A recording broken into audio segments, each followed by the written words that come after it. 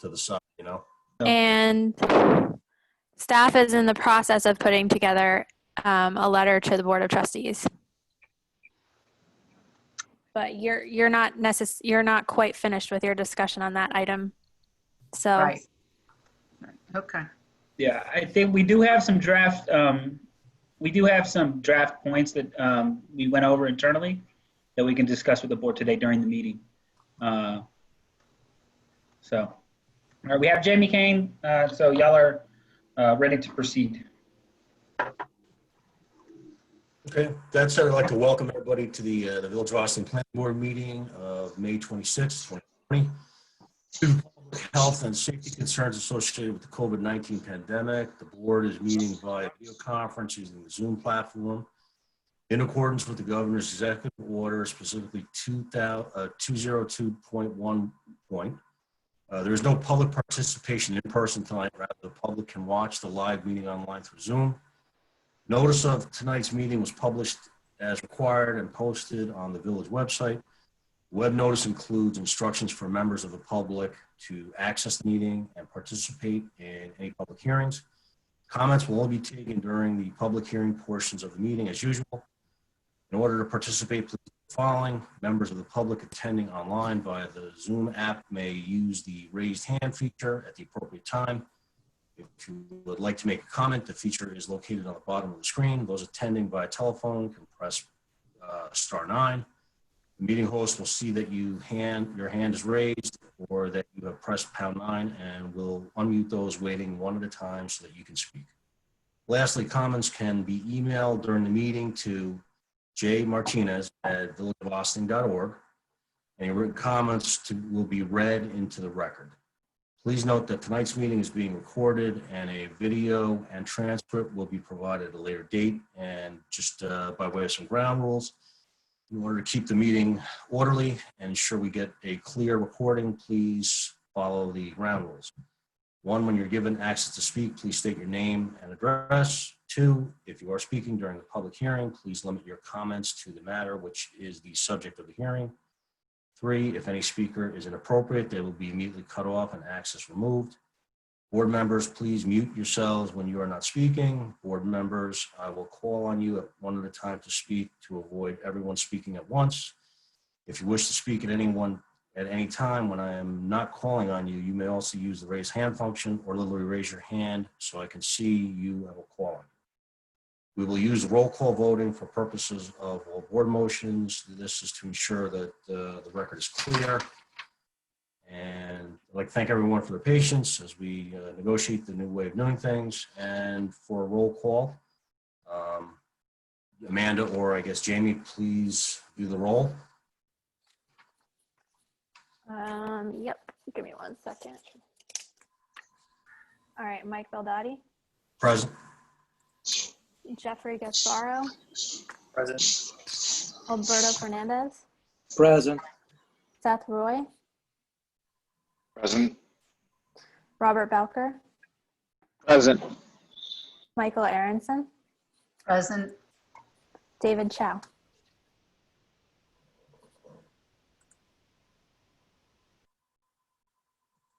I think David, you're on mute. David's there. He can hear. He's not on mute though. Can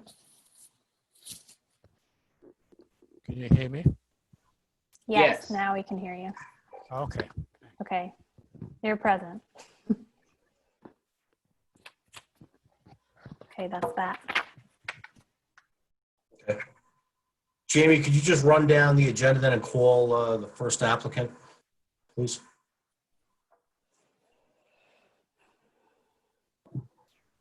I don't have the agenda in front of me at the moment. Okay.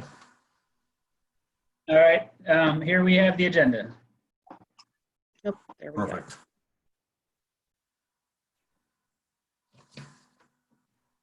Okay. The first application is Planning Board 1418, which is 19 Campwoods Road. Right. And we said we were adjourning that till June, right? Yep. Okay. After that, we have Planning Board 2118, which is 25 Cedar Lane, and North Highland Avenue. That's also adjourned, isn't it? Yep. All right, then moving on, we have Planning Board 0819 BAR 1619, which is 65 Main Street. All right, we have JB here, and I'm going to add him. And then we have, I thought we had Peter Chernoff, but I don't know if he's here anymore. So He should be here as well, yeah. he was here earlier. He's not here any longer. So, all right. This is on for BAR only, right? Right. Okay. So this,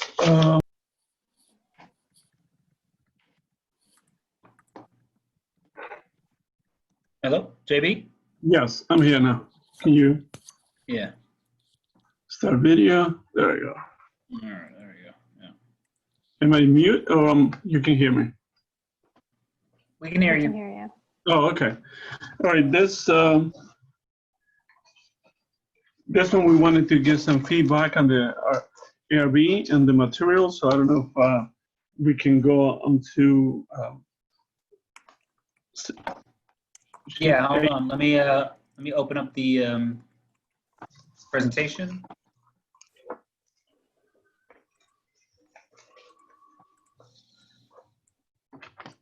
So to be clear, this presentation is the submission from 4/28/2020.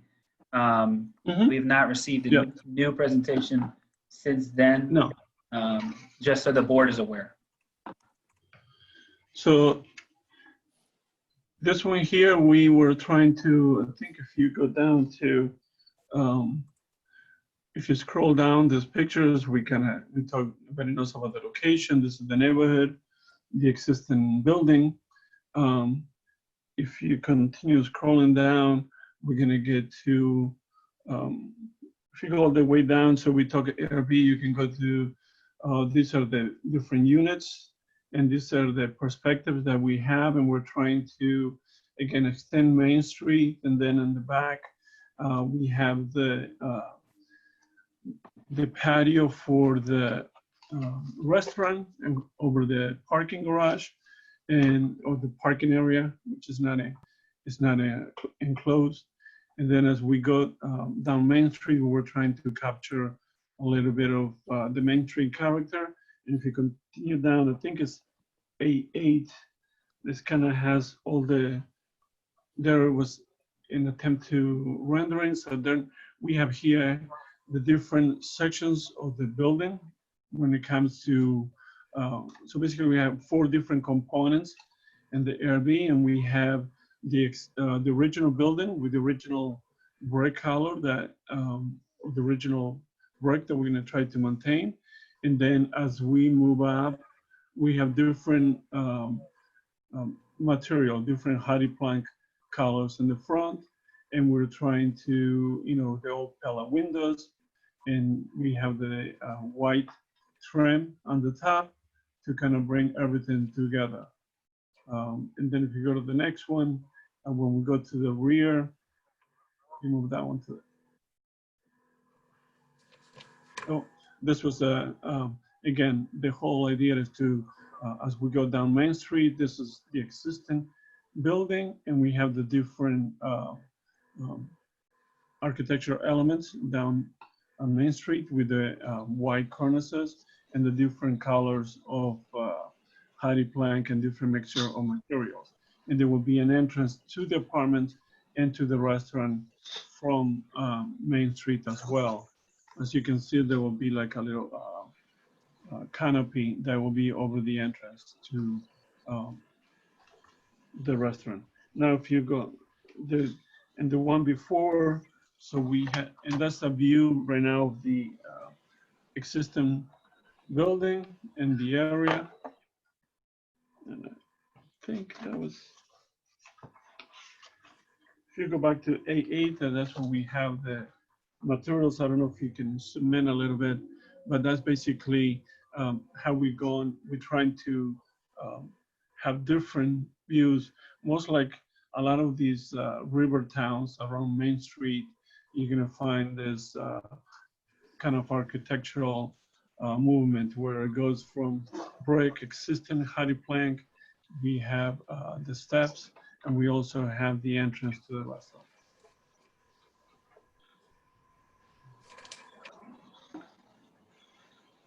All right, if you give me a second, I'm going to try to see if I can find a PDF with this information, and that will allow me to zoom in a little bit for the board. Okay. Are you done with the? Yeah. Okay, great. I mean, the board have seen this before. We should never had any feedback from the board as to. Hi, is it okay if I ask Jorge a question? Yeah. Hey, Jorge, it's Bobby Bowker. Question for you. What material, make, color, and finishes are the railings in front of the building? So in front of the units, what kind of railings are you putting up? What are the height? What is the color? No, those railings are all going to be black, and there's going to be, right now, I mean, I believe it's going to be raw iron railing. Okay. So for clarification, again, we're looking at BAR. We haven't drilled down into the engineering because the applicant wants, I think, to advance the architectural side of the application, knowing that I find that favorable, but there's still a lot of work to be done on the engineering and site plan side. Is that a correct characterization of what's going on right now? Yeah, right. Am I on? Yes, I think. Yeah, we have Pete turn off. Sorry, yeah, my video is not on for some reason. That is correct, but in addition to that, I'm presently not able. I think we lost him again. Yeah, he's gone. Coming back. He's coming back. He's being Have promoted. them on just to keep it moving, but I can't even do it presently. I think you got cut off, Peter, but I think what the gentleman Peter was saying was that. Repeat himself? Can you just There you repeat go. himself? Yeah. I said Yeah. that everything I you can said remind is. everybody to mention your name prior to speaking for the record, please. Oh, sorry.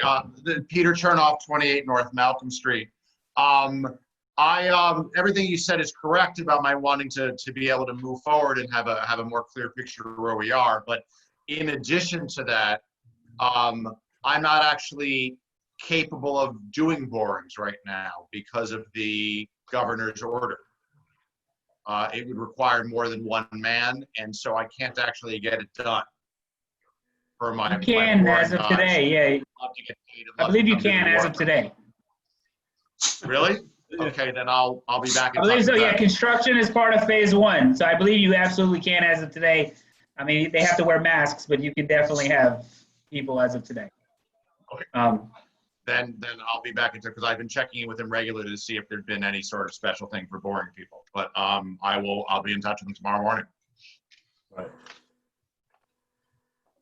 Pete, I think the other big takeaway from our work session from, I guess, 2 weeks ago was that we wanted to see some effort put forth by the village consulting engineer and your engineer, part of your team, to get a dialogue going so we kind of keep that moving along because, I think the board's okay. Speaking for myself, I'm okay with advancing the architectural side of this, but I think you are taking a risk by getting or us advancing the architecture, but then you find out that there's difficult issues on the engineering site plan side for this. So that's why we kind of encouraged, a discussion to start happening between your engineer and the village's consultant.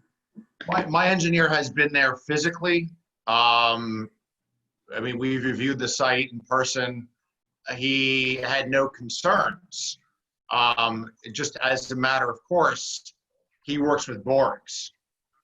He's simply not going to do a design if he's not looking at a borings report. But he was very comfortable with what we're proposing.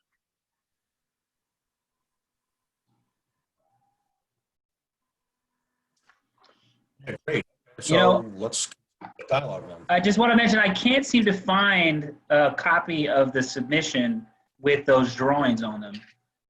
So JB, if you have them on your computer, I can enable you to share the drawings that you can zoom in on. Your PDF, The PDF? your PowerPoint is not the type of thing that I can zoom in on. I would need a PDF to be able to zoom in on it. And I don't have for whatever reason, it's not listed here. That submission, the 28 submission is not listed here on here, and so I can't show anything. I also don't have it in my emails. So all I have is a PDF with an updated application, but not the drawings. So do you want me to enable you to show? Yeah, if you want to do that, Share? then I can. Okay, yeah. All right, so go ahead. You can now share your screen. Okay.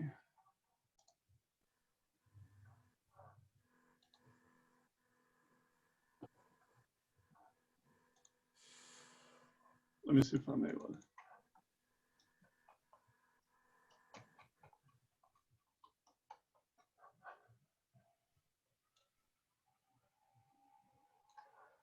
Okay, so hopefully this is a little bit better for presentation. So we have the doors and we have the hardy plank that we use, and we have the iron railing, and we have the exterior trim, which is gray solid and white, and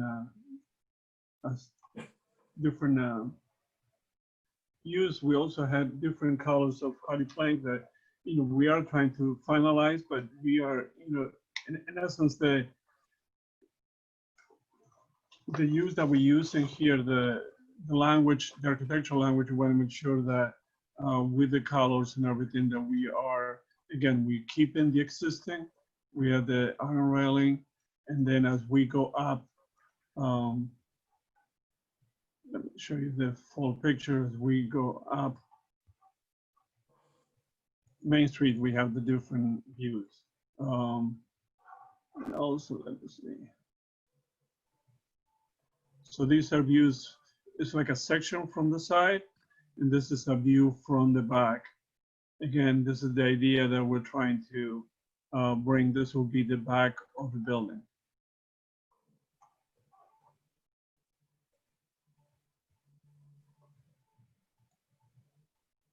And these are perspectives that we had done, again, showing different points of view of Main Street and of the building in itself.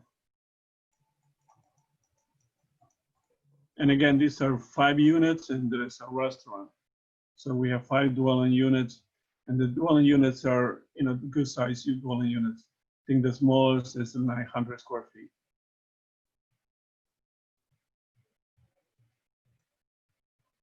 JB, it's Michael. I had a question about the rear of the property and even this side elevation. What is the material that looks like corrugated aluminum, or is that hardy plank, a gray hardy plank? What is that material? We were trying to use a gray hardy plank as well there. Okay. And, yeah.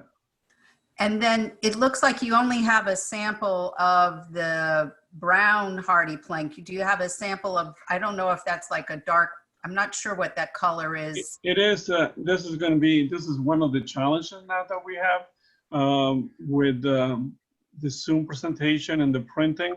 I think, I don't know how we can go about giving you the actual material sample. Right. So you get a good feeling for it.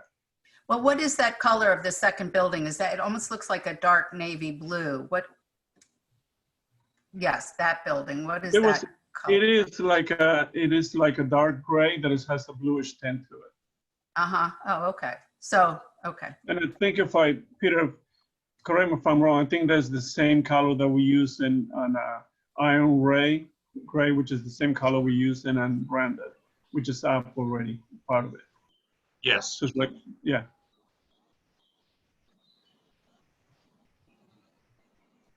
Around the back of the building, the foundation and the structure of the park, is that going to be, is that going to have some kind of veneer on it, or is that just exposed concrete, those 3 or 4 pillars that Just support? 4 pillars. I mean, right now, yeah, I mean, I think it's going to be exposed. I mean, we don't have right now an intention of covering, because I mean, it's going to be the deck on top of it. So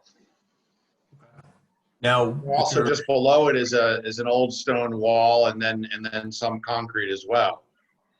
So it would, I think, blend pretty well if it's just concrete rather than putting a veneer on it. so if I'm standing down on Water Street, which is probably about 40 feet, 50 feet below this, what am I going to see? Concrete? For the parking? no, actually, you're going to, from that perspective, Michael, I see what you're saying. From that perspective, you're not going to see much of these columns right now because you're going to be much lower. So that, I mean, we can try to create that perspective, but I see what your concern is, but there is not going to be, I mean, the columns are not going to be the most distinctive. Right. I mean, just speaking for myself, me personally, I think this is some of your best work, JB. I just hate to have a parking garage that's sort of sticking out there that we're not going to have a sense of what it looks like when you're down on the waterfront or on North Water or wherever. So maybe some more perspective from some of those other angles. I mean, I think, you've got your elevations pretty good here, but the unique thing about that site is it's pretty steep and you might be seeing it from sort of kind of unique angles. So I think we need to think about that back a little bit more. Okay. Anybody? I don't want to cut off the conversation about the garage. Just okay, so Michael had brought up the what you said was like a gray hardy plank, and what we see there as like the brown, is that a brick or is that? This is brick, yes. This Okay. is brick. The rest of it, we weren't going to use brick. We're going to Sorry, let Jeff, are you talking about the old building? No, I'm talking about the new, like what's in here. I think I can. This is like a chestnut. It's called chestnut. We're trying to bring different colors. That's it. Sorry. The second building from the top you're talking about, yep. Yeah, No. sorry. Got it. This is like, Alright, it's drew it. also hardy plank because there's paneling. So It's this is that matches that building in the front. That's a brick also, or that's a hardy plank. This is hardy plank. Okay, that's different than what we're seeing on the back. Just for clarification. Yes. We were thinking, The intention is back. the intention is to have this building, the existing building, stand on its own, and then have the rest of the, as you would have seen in any old Main Street, a different combination of materials. And we're trying to achieve that with different colors and using hardy plank and different panels. Okay, so I'm just on the back, the mix of textures is a gray hardy plank and a brick. Yes. Okay. And then the railings on the back, you're showing like some kind of glass panel. Is it like a frosted glass or what? That What would is- be or in is the it rear. glass? Yeah. Those are the balconies overlooking the river. Okay. That would be in And the is rear. that, and those railings, what are those panels that you show on the railings there? Well, right now we're thinking of making them glass. It would be glass panels. And there will be frosted or, yeah. Jeff, I was thinking like if there's a way, because Zoom leaves a lot to be desired with these finishes, if there's a way that sort of JB or whatever applicant's doing this, this is for everybody really. Is there a way they can have pictures of the finishes? Because maybe that goes a little bit further than sort of like this blueprint sort of design. Like actual which is- photos of the pictures, like high-res photos? Something, right, of the finished materials for the deck, the railing, the glass, Yeah. brick, the Okay. siding, It's Or give hard you to- links to the manufacturer's website? Yeah, Yeah. you can do that as well. That would yeah. work. And I mean, actually, in so if- context, If you Yeah, have please. if you know about a link right now, I can, the benefit of Zoom is that we can kind of go to the website right now while y'all are talking, and I can look it up if necessary. You can go to the, let me see if I can do that as here. If you, JB, JB, while you're doing that, it's Bobby Bowker. What do you envision for lighting in the back where the deck is and the patio? Like, are you going to give off a ton of ambient light at night? Like, what's going to go on in the back? we haven't, we haven't set up a lighting system there, but it's going to be ambience lighting, and it's going to be, there's going to be eating at the patio, so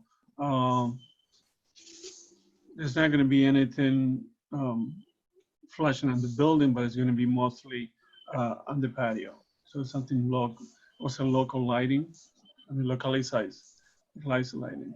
No spotlights? And we can give you a sample of the lighting as well for that. Remember one thing that economically speaking, my value is upstairs. So nothing crazy is happening at the restaurant level that makes those upper apartments not marketable. That would just be shooting myself in the foot in a very major way.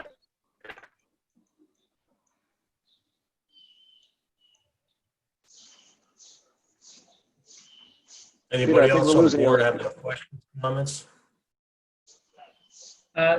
Just a quick comment. I do have all of the hardy colors here on the website. They actually show them on the website. So if you would like, if you have a color identified that's consistent with one of the named colors on the hardy, I can show you by sharing my screen. You have the chestnut brown, they have the iron, if you look for iron gray. Iron gray? Yes.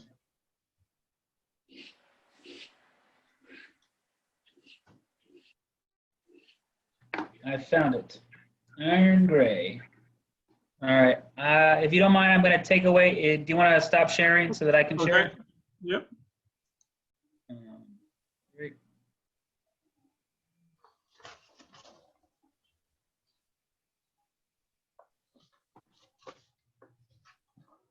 All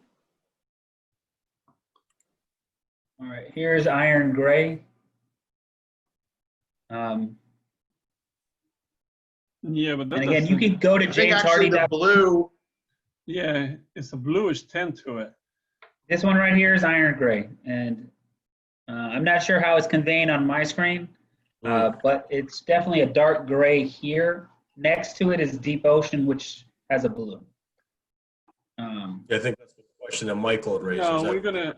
what we're seeing? It would be helpful to see a building that has this, just see a photograph of it installed in a finished product. These little tiles are really hard to read.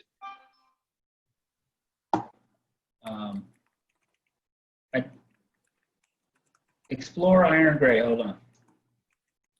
Oy. Maybe I don't think that, by the way, iron gray is the color that we use. I don't think we use it. I think iron gray is the color that's on 76 Broadway. No, that's more iron gray. I thought that was the color that we have on Brandon.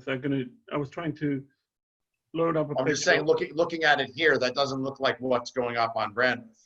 No, that's what I'm saying. It's not that. It has a bluish tint to it, like more. What he just showed us looks a lot more like what's up on 76 Broadway. Yeah, this is a iron gray building. So again, if you are looking, if the color that you thought it was is a little different, this is iron gray. That looks like what we have on 76 Broadway, JB. What's going up on Brandon is quite a bit lighter than that. Yes, that's what I thought it was iron gray. That's when I checked Let's stick with guys. Let's stick with 65 Main. I think talking about color isn't helping. No, I was just trying to give you guys a frame of reference where if you wanted to drive by and see a house that had it, that you could. Right. Actually, this picture helps because it gives you a sense of what a finished thing. I think that was kind of what Seth might be getting at, that like sort of I think we can do that, especially with 65 Main, we can, you know, especially we can do that. We can get you pictures for, I mean, for the next meeting, we can get you pictures of places that have that. And thinking when it comes to the next project, we have pictures of that. So I think that presenting the colors on Zoom is going to be a challenge. So maybe that's a good idea to have buildings or combinations of that have the same combination, and we can do that and present them to the board. So there's a better understanding to what we're trying to do. All right, so anyone else from the board, comments, questions? I apologize. I'm going to ask one more question. This is Seth Roy, and this is, I know the drawings aren't up right now, but this was just, I noticed as the color renderings were going up and you had also the line drawing perspectives. In the perspective drawings, it looked like you had like a masonry bollard on the street facade between the railings. I wasn't sure if that was something that was abandoned or if that's. It was kind of abandoned. That was okay. At the beginning. So that's why I don't see it here. Yeah. Okay, that answers the question. I just have a procedural question, and just in terms of what we're approving or not approving today, and in the context of the fact that the borings haven't been done and engineering hasn't been done, what if in fact the engineering changes something on the drawings? What opportunity would we have to see them again?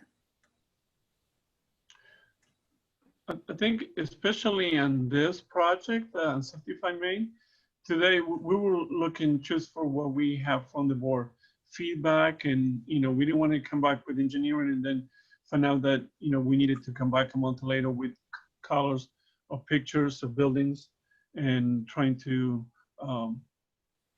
you know, it will be another month goes by without us doing this. So now, you know, this was very helpful.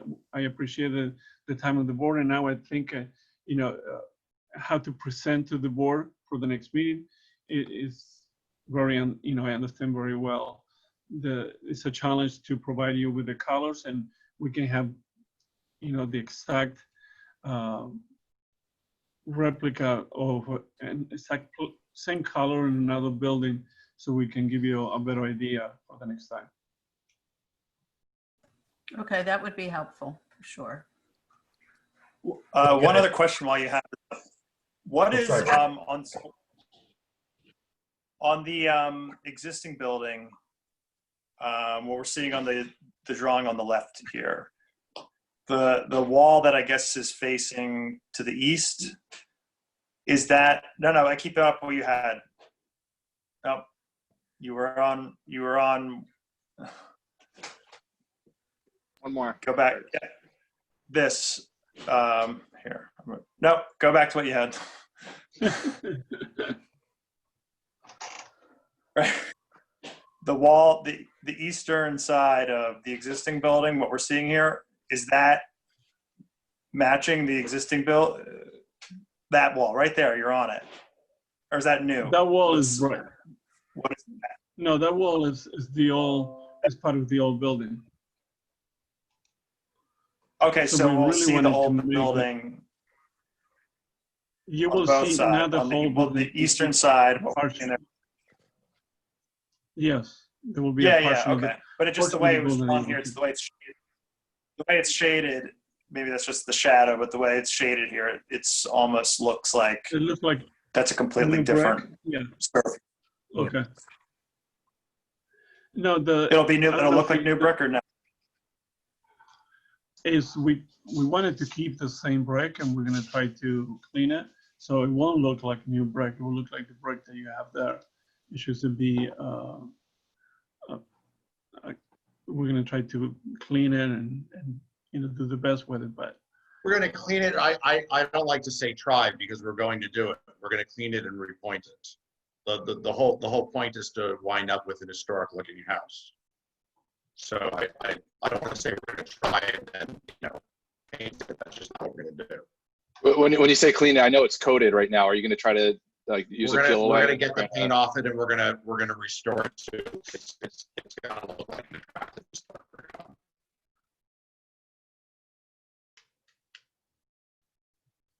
And that'll of course necessitate some repointing of the bricks and so forth, but the purpose is that you go by and it looks intact. It looks as originally intended. So there's like paint removal, then there's sandblasting. What are you going to do there to get it down to the original surface?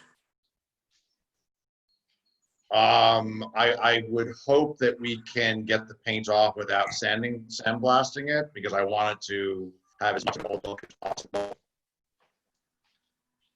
Yeah, don't use an aggregate on the brick.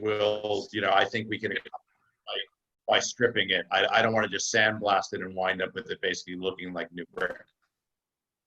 Right. Or damaging a lot of the existing brick. The brick has been there for a long time.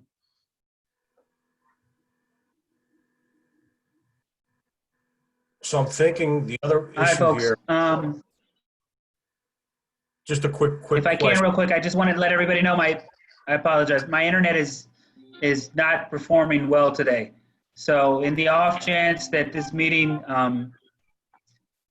gets cut off, just please log back on because my internet is seemingly unstable today. My apologies. I'm trying to figure out if I can get everybody off the Wi-Fi in my house to make sure it doesn't continue.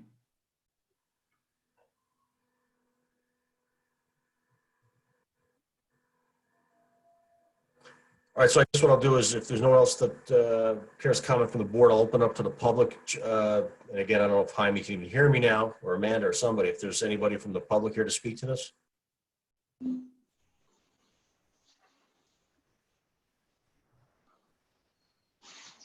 There are people from the public, but there's no one who has raised their hand. Okay. And Jaime, you haven't gotten any emails, I'm assuming, about this? Let me check. I don't believe so. So my thinking is adjourn this till next month with some better high resolution type pictures that really reflect the materials.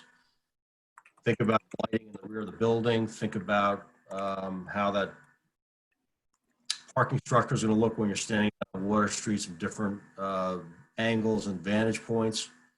Am I missing anything else? No, I think that's it. All right, did you Okay. mention the lighting on the deck? No, I mean, I think that's a question for JB, but yeah, I believe I think because we can certainly I think get we got- things from them. We'll need them to provide that information. I think, Michael, you just brought up a good point about the lighting. That's more of a site plan issue, but definitely something that you'd want to consider as part of the site plan portion of your process is what lighting is proposed. Okay, great, thanks. All right, so that's set with the applicants. Okay, we'll adjourn this till next month and. There's one last item that you mentioned, Michael, and maybe if you could clarify what you're looking for in terms of the back of the parking structure. Are you looking for some perspective shots from, Yes. from Central Avenue, from Water Yeah. Street, or are you? Exactly. If you're standing down on Central Avenue on Water Street, which is sort of northwest, I think of this, what's that going to look like? I think, like I said, the four sides look great. When you get down to the parking lot, that could be sort of the piece that we really do good on or do real bad on here. And, we'll have to live with it for a long time. So let's just make sure that, the perspective that we see when you're standing down on Water Street is something that we would be, not happy about once we approve this thing.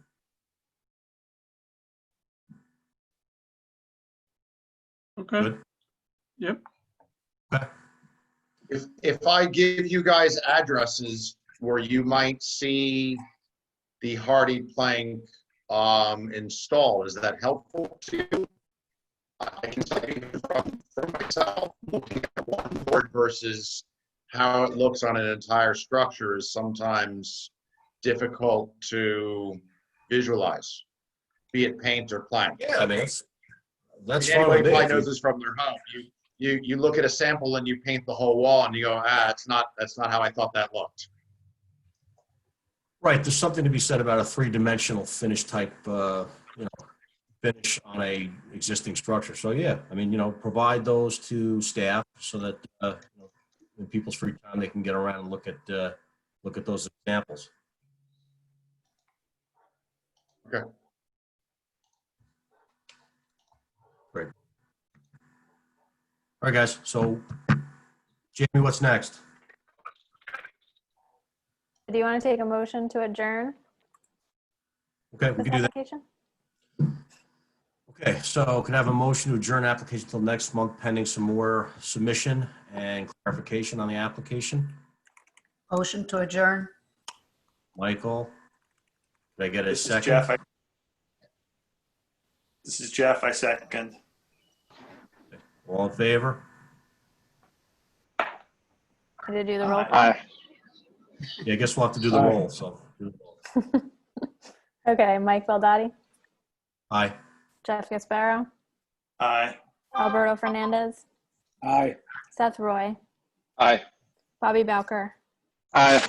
Michael Aronson, Aye. David Chow. Aye. Okay. Okay, moving on. Gee. Jamie, what's next?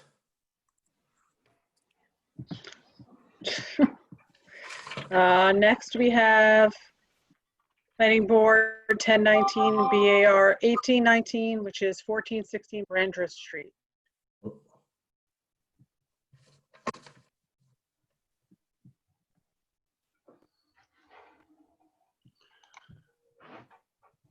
I don't know if Jaime is, Hi. you want There me he to share is. a All right.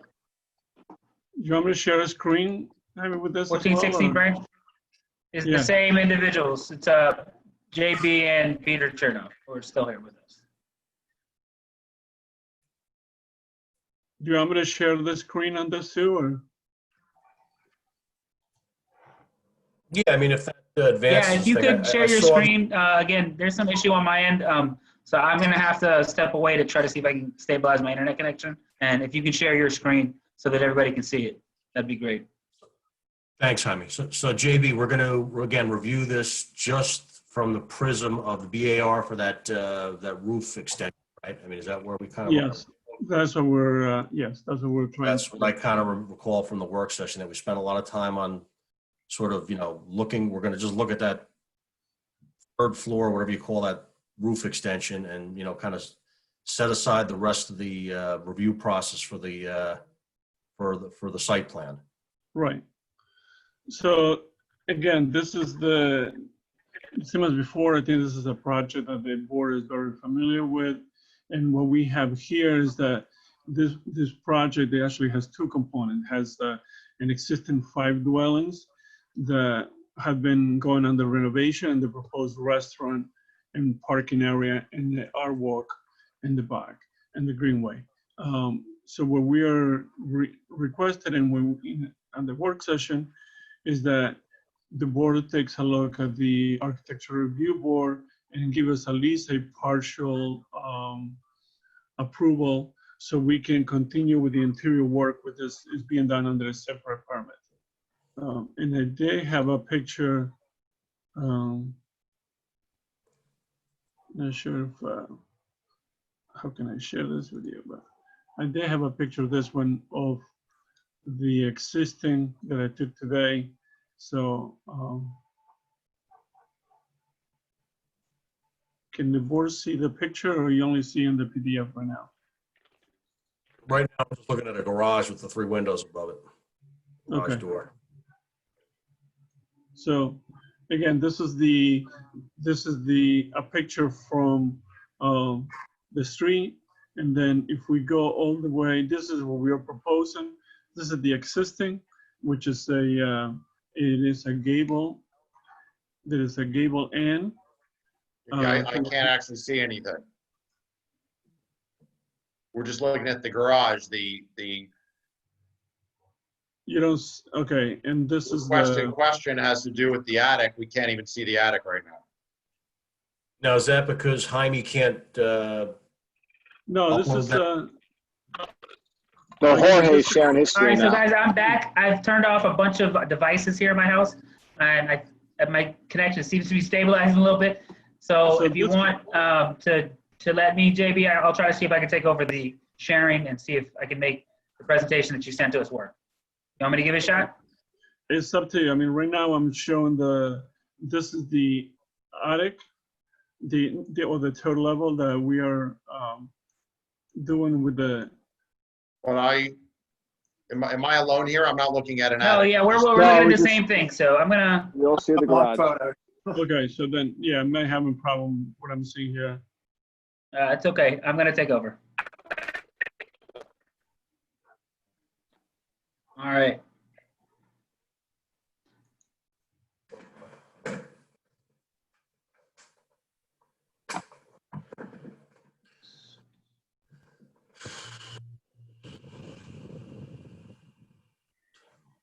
Okay, all right, so here we go. Which page would you like me to go to, JB?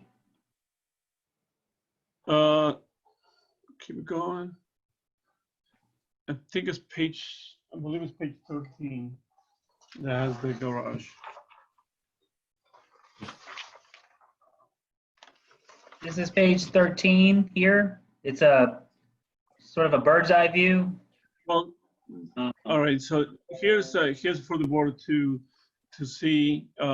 This is a good bird's eye view. So this is the existing, if you go back, that's the existing, if you go back one more. Yeah, it's just taking time to process through the system. This is basically what is there now. This is the third floor, which is an extension to the apartment that we're doing from downstairs. And we are putting a dormer on each side, and the flat area on the roof will become part of that will become like a deck area. So you're able to walk out of that third floor level. So if you Yeah, I wish I could see a better visualization of that. I'm just seeing, it's hard to Yeah, we're visualize. just looking at an aerial photograph, JB. There's no. Yeah, there's no context. I mean, We've for got that no picture. rendering or anything in front of us. Can you keep going? There's the drawing. Keep going. At the work session, we did see the elevations. There you go. There it is. This is from the side. You see the existing on the top, and you see the window and the door coming onto the patio, and again the roof shingles. And if you go one more, then you see a picture comparison from the garage and the side. Can you? One more. I'm sorry. So this is a comparison between what we are proposing at the bottom and what is existing on the top. And you see we're projecting those two dormers there. And then I do have a picture that I took today. I don't know if I can share that, Jaime, because I do have a picture of the existing siding. You can go ahead and share your screen now. The existing siding is what you saw when we were staring at the garage. There you go. There you go. That's actually called grade slate. So that's going to be the siding that goes throughout the front and on the side. Actually, the side is already there, the front and this area by the garage needs to be done, but this is the color. All right, so that's a light gray hardy plank, you said? Yes.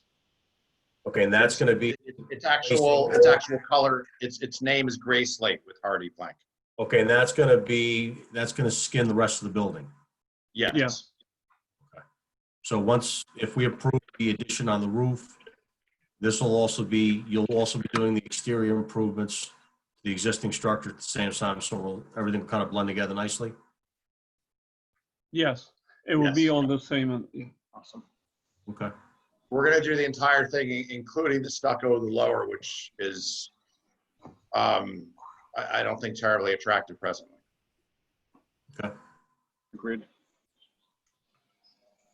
But it looks like the extension is going to be shingled? Is that the roof extension? Is that shingled or? No, it's hardy plank. Oh, that's also hardy plank? Oh, okay. Yeah, the whole extension is going to be hardy plank. That was just showing the shingled roof, the asphalt. Well, it was hardy I plank. apologize. When you say hardy plank, are you talking about using hardy shingles or No, hardy this is plank boards?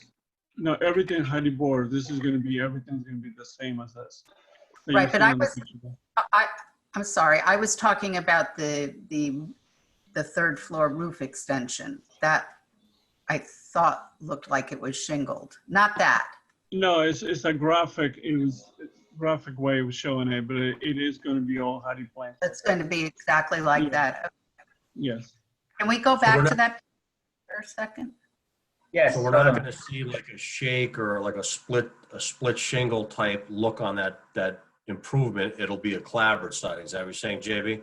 Yes, that's going to be all the same. Because to me, in my eye, that looks like it's like some sort of a split shake or some kind of a, Well, it's more because it's dark and it's the way it's drawn, but it is all going to be the same hardy plank.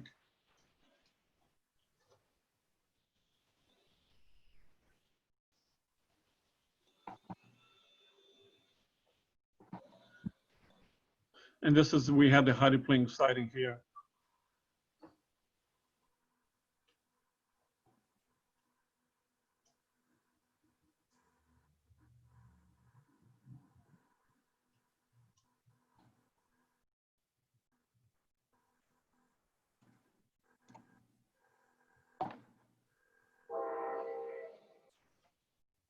so question for Seth or David, do you guys feel that's an accurate representation of what plank siding is going to look like on that addition? No, I mean, this shows shingles here. I mean, it'd be nice to see what this, because right now what it's going to be is one big monolithic, facade. Right now it reads as kind of this, two parts where the pediment is shingled, and it actually looks quite nice this way. But even if you're proposing the hardy board, that might be fine, but it would be helpful to see it. I kind of tend to agree. I kind of like the wood shake look there on that upper deck to break up all the mass sort of the siding. At least on the dormers, on the sides of the dormers, even just some sort of breakup there. Would it be helpful to have a color elevation drawing like with previous application? Yeah. Something that better renders out what it looks like? Yeah. I mean, my guess is we're all kind of the same, that, some better high resolution type picture to illustrate what it's going to look like, because the drawings just don't give you the detail or the sense of what a finished elevation is going to look like. Left to your imagination. And Seth, you're saying to have hardy plank in the gable end and then have the dormers different material? Yeah, I mean, I think at a minimum, for sure. I mean, I actually like the shingle look inside of the gable end as well. But I can see that might get a little bit messy with all the different materials. You'd have to draw it and see what it looks like, but certainly on the dormers, I think that could look nice. Are you doing any other work down below on the porch or those railings? That's all existing to remain? I don't think we upgrading that. I don't think the intention now. But I don't know if Peter. We're changing the siding. We're changing the siding. We're putting in new windows, but the overall look of it is essentially staying the same. Okay, just repairing what's there. Yes.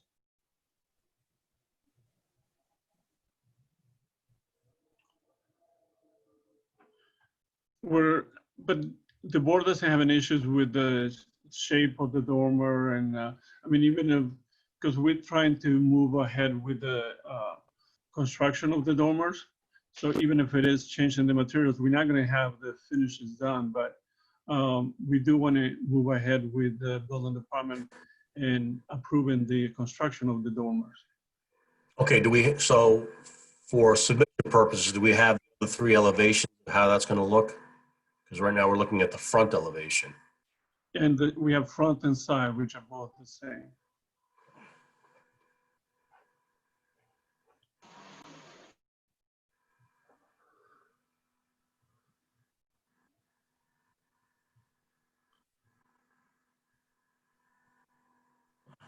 Definitely these PDF resolutions leave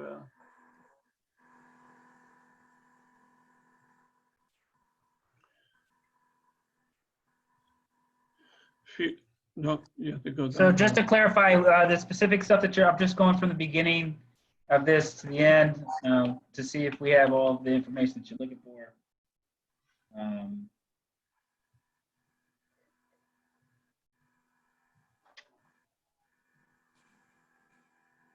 This is the existing in the front elevation here.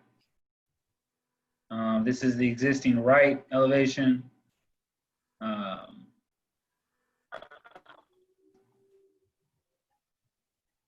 That's it.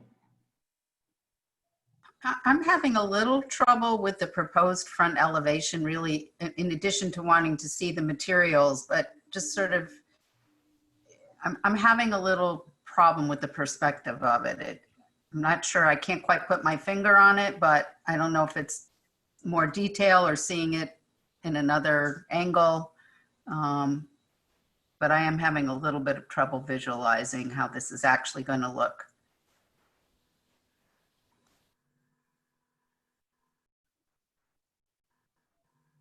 Anyone else on the board, comments, questions? I think that the original building is sort of an odd shape, and I think that this improves it, actually. You've got this, like, you know, pitched roof with flat areas of roofing on either side of it. I think it's sort of strange, and I think that this improves it, so. Right, I guess the other thought is once the restaurant to the left is sort of up and running, that'll kind of tie this all together. Is that what you guys are thinking? Yes. Yes, this is Alberto Fernandez. I think it's an improvement too. I like it. Okay. All right, so Jaime, anybody from the public looking to comment or? Hey, Mike, it's Bobby Backer. Before we jump to the public, I drive by this building every day, and what Peter has envisioned here for the building is a huge improvement. I mean, that building is just an eyesore every time you drive by it. Okay. Even, I mean, honestly, I had intended on doing the attic portion in plank, but if we could get an approval so I could start work on it, if you like it better as shingle, I'll do it in shingle, as I think is what's drawn here. I don't think what's drawn here shows plank siding, but I don't hate it, and if that's something that you guys think works, I'm happy to go forward like that. It's not a problem with me. So I wanted to, if I could mention, Michael, during the work session, I think there had been some discussion about potentially approving a portion of the project here, the ARB portion of this, that would enable this project to begin construction on those dormers. So if maybe Amanda could highlight the detail before you go into the public hearing about that potential, in the event that there's anybody here in the public that would want to discuss that component. So, Can I just say one more thing on that note? This sample of siding shown on the drawing, I think this is back to the iron gray versus slate gray conversation. If you've seen the photo of what's over the garage, that is what's staying. This picture, this image, I'm pointing to it like you can see me point to it because I'm forgetting that we're not in the same room. But I just want to be clear, what's on there is a lighter shade. It's already up on the building. It's the same color that the same color that is there right now that we show on the driveway. Correct, which is not iron gray, it's slate gray. It's a slightly lighter shade. Something I know we sometimes do is we pull up the Google Maps Street View. Could we do that? Because I think that actually, if we pull that view up, I don't have a hard time imagining the entire front being in that slate gray hardy plank. I don't know if Yeah, it I'm needs not to sure how dated of an image you'll get, but sure. I mean, just I think it. Yeah, you get a. So while you pull, Amanda, could you just kind of give us your take on how to proceed with this from a approval standpoint? Right. So I know that it came up last time whether the applicant could proceed with just this dormer piece of the BAR application. And after I had a chance to look at the code and think about it a little bit more, it really is just a procedural issue. And I think it's okay if the board is comfortable with, issuing just, a discrete approval for this dormer piece of the BAR application to move on that, if that's what you want to do.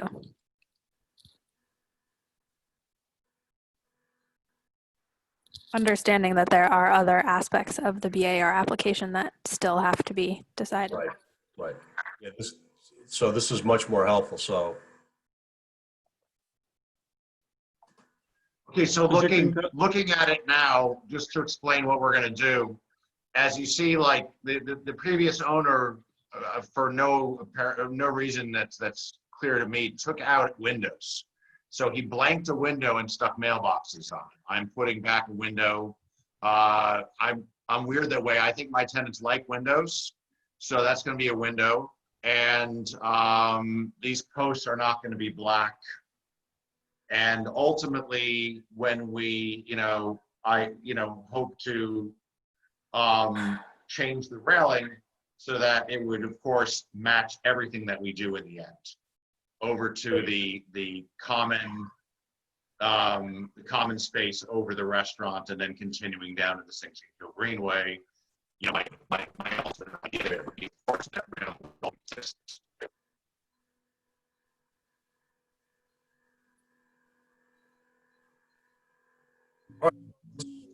Jaime, anybody from the public care to address this, or where are you with that? Yeah, we have plenty of people here from the public, but none of them have raised their hand. Okay. So I don't believe that anybody here wants to speak.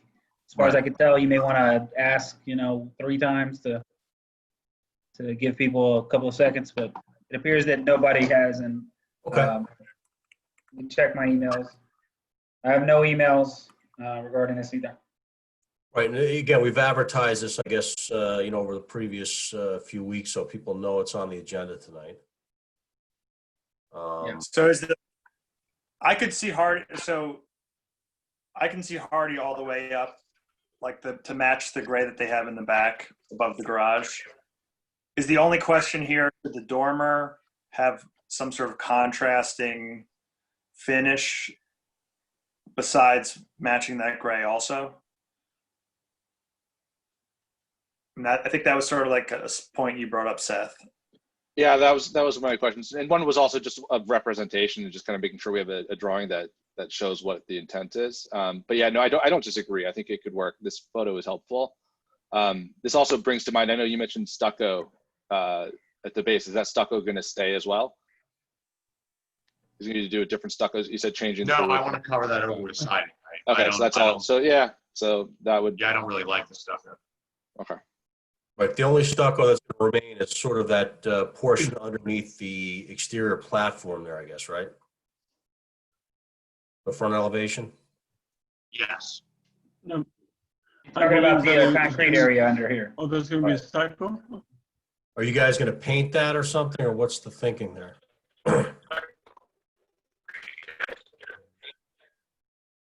Yeah, I'd be painting that to match. Sure. I think that should be. Yeah, I mean, it's important for us when we do these BRs to have all I these think if, answers so that this can go to the building department. These guys, Joe can issue a permit and, have all these answers. So let's make sure we have all these details so that, we're passing him a finished product so that he can issue a permit. so if we can move forward with this, we can, and we can come back and give you a different finish, because this project BAR is still open, so we can give you a different finish on the dormers, and we can discuss that with Peter. Well, are you asking JB, because the conversation at the work session was that you wanted an approval today. Are you now saying that you're deferring an approval for today? Yes, no. Another day? No. No, I'm saying I want the approval today for the dormer. And then, like Peter said, if we agreed to do a different material on the dormer, we tell. So look, whatever we do here, I think we condition this approval to address those specific finishes and colors, like if we want like a wood looking shake up on the upper portion of the dormer, if we want this piece of foundation painted, if we want the siding on that first level. So just run through those conditions so that we know they're there. So this doesn't bounce back to us at a later date because somebody didn't understand what we approved. Yeah, I mean, I think the board needs to come to a consensus as to all of those items, because I'm not 100% sure if everybody is in agreement on them. You want me to run through them, what I understand those items were? Yep. Okay. Yeah, maybe what so we're Seth, gonna, so hold on, JB. Maybe what Seth could do is sort of recant some of those desires of those things that we want to see on the plan, so that it's in, those are conditions that are part of the BAR approval tonight, if we get to that point. okay. Sure. So I think that just kind of clarifying first of all, clarifying the material on the gable front. I think that it can go both ways, and that's a design decision. I think that we've heard both sides on, at least among the board members today, from what I've heard. Clarifying the material on the gable end, which is different and may or may not be. It sounds like we may want to have that as a contrasting material. Clarifying, because right now the elevations show no work underneath the porch, but you are putting the siding up there, and that's actually just helpful in clarifying that material will be the same hardy board that you're putting everywhere else. Clarifying any other changes to the front porch that would include the posts and the concrete. I guess it looks like a concrete block stuccoed pony wall or half wall there.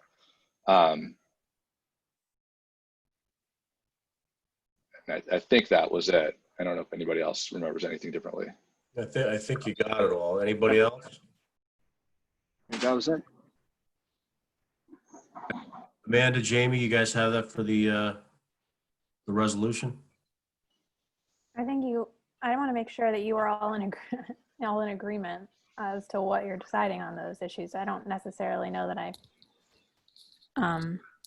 feel comfortable with making them conditions before I understand where you all stand on them. It sounds like it almost would be helpful to see two versions, one with the hardy plank throughout and one with a contrasting material. Is that possible? Or does that defeat the purpose? Well, I think that would just there are other pictures here. There is a whole bunch of different images here, so I may be able to find one with contrasting materials that may enable you to make a decision today. If you're leaving it open-ended where the top materials in the gable could be one way or could be another, that's really not a decision. So let me suggest something. There's probably a way where we could approve the structural piece of this, where we'll get the scale and the size and the dimension, but the final finish might need to have to come back next month. Just trying to think how we can move this forward. I mean, I think we all agree that that the dormer with the gables is sort of the structure that we're okay with, but we're not sure which way. We could like a plan A with certain colors. We could like a plan B with certain colors. But I think at least we might be able to approve the the scale and the actual framing, if you will, of what's going to go up there. Is that a fair characterization? I believe so. Like, Yeah, this is I think- Alberto Fernandez. I think that's what they're looking for. Yeah, this is Jeff. I'm good with the dimensions. If we can approve at least that, so they can move forward, and then we can come back and finish the aspects that we talked about that Seth outlined. Mhm. That works for me as well. Yeah, I think that's a good place to Right. be. And again, Agreed. whatever's done, I'm sure JB and Peter will, weatherproof it. They'll have Tyvek wrapping up. They'll get it all watertight so that, I think that's okay, yes. finalize the color and stuff and the finish, type of finish. So, is it accurate to say that the BAR is in, how do I word this? The BAR would like to approve the structure and dimensions of the proposed dormer on the existing building at 1416 Brandreth? Is that something that someone could move on, or do you want me to word it differently? I think that works. I mean, the scale of what they're proposing is another better adjective to describe that. I don't know if we can, do we know at this point, just so we make sure we're doing what will allow the work to move on. I think we want to be cognizant of, this is a very difficult time for, the entire community, especially people who are trying to invest, invest in projects here. The approval we're giving now is going to allow that work to go forward from the building department perspective. I don't know the answer to that. Maybe JB or Peter does. I believe that we have an approval of his with a condition that we need to finalize on the color, on the finish, the exterior. That doesn't stop us from getting a building permit, because it's the structural conditions that we're doing, that the building department is looking for, the size and the shape of the dormer. Okay. So I believe, I think we're gonna have to, for Joe's purpose, show him some siding on there, because he's not gonna want to approve a job that simply doesn't have any siding. But I think, so he's gonna want to have to see that it's, as you said, watertight. So we need to show him something, but we don't have to show him colors, for example. Well, in the past, Correct. this hasn't happened often, but there are times when we'll approve something and we'll get a final color by a submission, before our next meeting, whether it's the work session. I mean, like Jeff said, these are extraordinary times and it's difficult to do some of this stuff virtually, but we understand the need for you guys to move this thing along. But in the same token, we're not giving you a blanket approval to do whatever you want over there. We do want to see what those finishes are going to look like. we can submit those finishes, even before the next work session, and we can circulate it with the board and have the two alternates. Show the our original intention, which is all honey plank, and then a different material on the dormer, because it's not changing what we're doing with the building department, which is showing two different alternates way of finishing. So we actually are showing finishes, which is showing to the building department two alternates, and then we can make a decision as to which one the work session. So if I could kind of weigh in here real fast to the board, I think that the decision to delay and sort of halfway approve this, where you are kind of allowing them to build the structure, but you're not making a decision on the external, is it's very irregular, I think, to do it that way. I do understand the desire to get this project moving forward. I would say that, number one, you're under no obligation to accommodate anybody with the hopes that it's going to work out, because there's no guarantee that moving forward that they're going to present an application that's acceptable to you, and that may drag this out so that there's a half-built building for the next 2 months. That being said, if we spend a little bit more time, if you think that there is a way to make a determination for this applicant who has given you a color that I think you all do agree on, and really you're just making a determination about whether you're going to use one type of siding by the gable or not, I think that you should make that decision rather than punting on the decision for next month to see more materials. As you can see, I have up on the screen sort of what that looks like if you separate out those two materials. I think that if you were to give some more guidance, you are very close to a decision that you could make tonight, rather than making half a decision tonight and then going back later. That's going to make it challenging for our record keeping, I think, for just the record in general, that now we've split the planning board and the ARB stuff. And we would essentially be turning it into a situation where we have one BAR approval, a secondary BAR approval for a different component, and then another planning board approval that's coming down the road. And that's really not the way that we should try to do it. So I understand the challenges here, but if we can get to a decision tonight, I think that'd be in the best interest of everybody. I appreciate what you said, and I mean, honestly, what you have up there on the screen right now is not what I had contemplated, but it's actually quite nice. I'm fine with it. I actually see the contrast. I can see how it works. I do think, though, I think that going with the gray siding all the way up and then going with this shingle on the dormers is the contrast that works best. So, speaking for myself, this is the Chairman Baldati. I'm fine with that. If that gets this thing tied up in a nice package, I'm fine with that. So just do you know what that shingle's called? What's this color? And we can put it in the approval, I guess. It has hardy trim boards.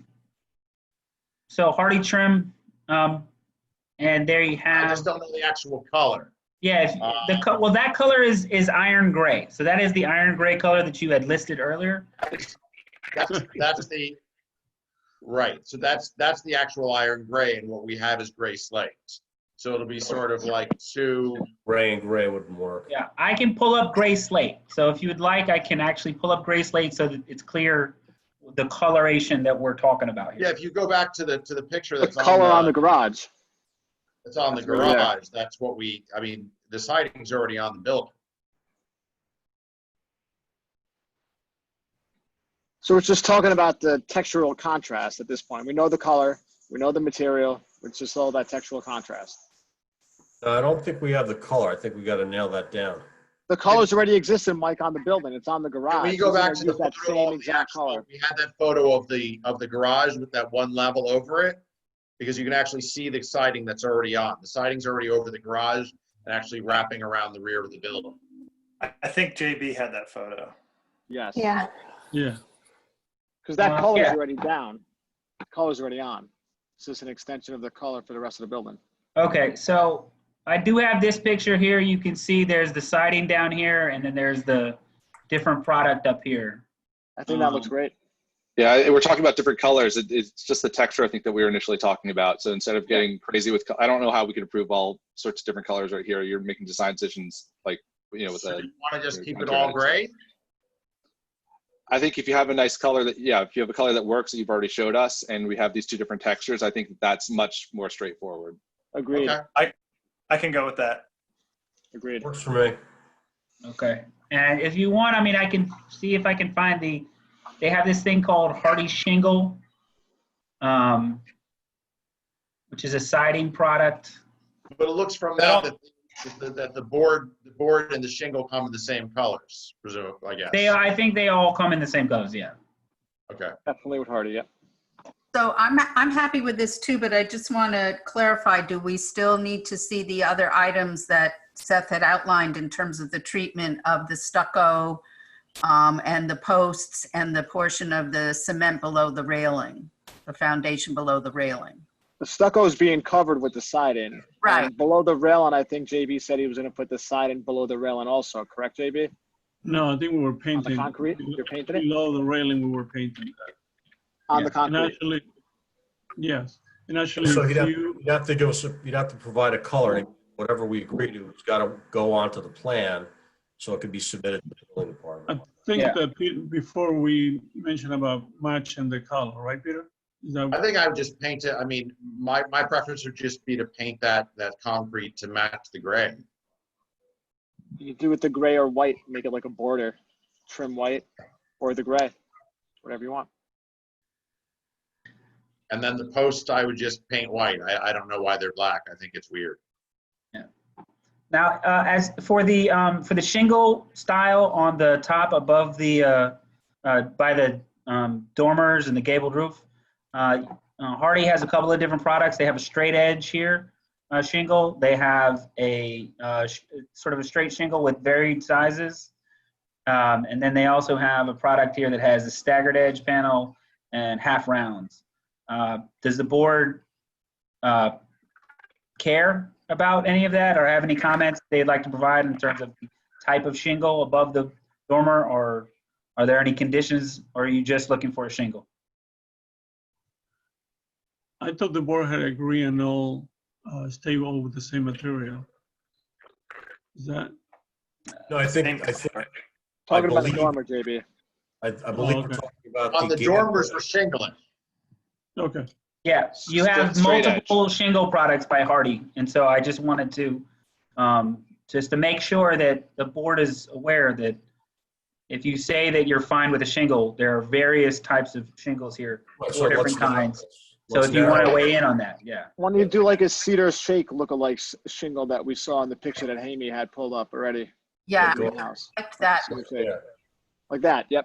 That or the Yeah. one above, which is the straight edge shingle. symmetric. I like that. Straight edge, yep. This is, Yeah, I this don't is know all this is good. called quite straight edge, but yeah, it's they have varied size, but yes. Yeah, Yeah, I just think like a cedar shake. that looks good. As So opposed that to on the other, which is very with a darker color. symmetric.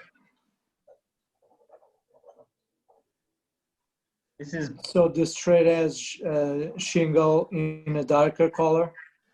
yeah, this is gray slate. You mentioned gray slate was the color, right, Peter? Yes. This is actually a picture of it in gray slate. I'm fine with that. That looks good. Yeah, that looks good. So we're talking about using the same color, not a contrasting color for the shingles. No, same color. Okay. And that is No, just No, on the, this is a contrasting color. This is not the same gray, right? The other gray looks lighter. Correct. This is a contrasting color. This is much darker, right? I don't know. That's the same color that they are saying is on the garage. No, the color that's on the building should be gray slate. Okay. Yeah, I would also keep in mind, there's a lot of, lighting that goes into the website. So this is what they want it to look like for the website. The picture that was taken today by JB would have been affected by, clouds or anything else. So you're not going to get, a like look. The same color may look differently in JB's photo than it will on the website. However, those colors I think on the website are probably more correct to what you can expect. Guys, this is Alberto. I think a darker color, like something darker than the color that they're gonna use on the building, it's gonna look better. That's my opinion. To have a contrast. This is Mike, and I agree. Like maybe that first one.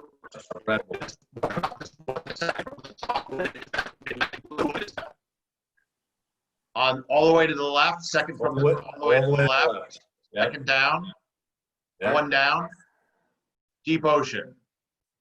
Either that or the one above it. I think that was a red or something. The one above it. Yeah, it's like a rich espresso is what it's called. I think the Ocean has more a bluish tint to it. That kind of goes. Yeah, with the- see, I feel like this rich espresso looks like it's gray to me, and yet I would imagine that espresso is a brown. Well, it's darker.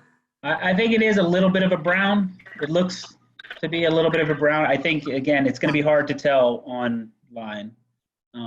But Everybody's I think- monitor is I would- calibrated differently. And I think that it's really hard for us to look at these colors on this computer screen and come up with something that matches. I just, I would say like the blue. I mean, I feel like blue with gray is nice. Hey. It worked well for the Civil War. Yeah. And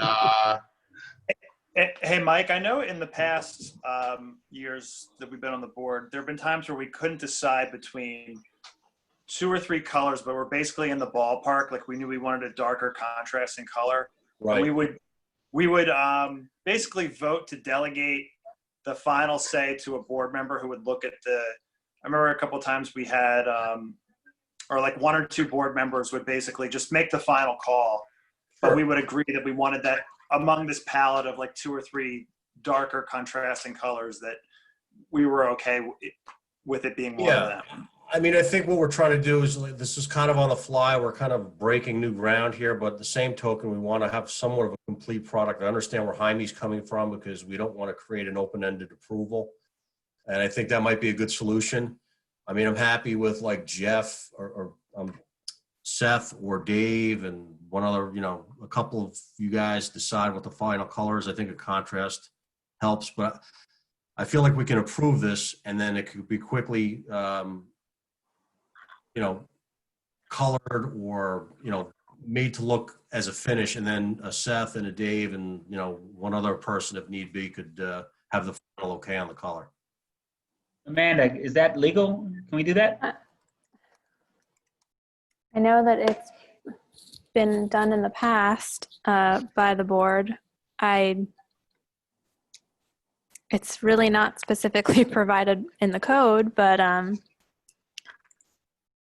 mean, again, we're trying to accommodate this thing with the challenge of having this stuff virtual. I mean, I could tell you historically in all the years that I've been on the board, we've always said, look, at the end of the day, the applicant has to provide the colors and the finishes so that the board approves. I mean, it's ultimately the applicant's responsibility to have this thing fully designed, and again, we're trying to accommodate you, but it has to be where you really gotta, it's not our decision, it's what you propose to us. We can't design it for you.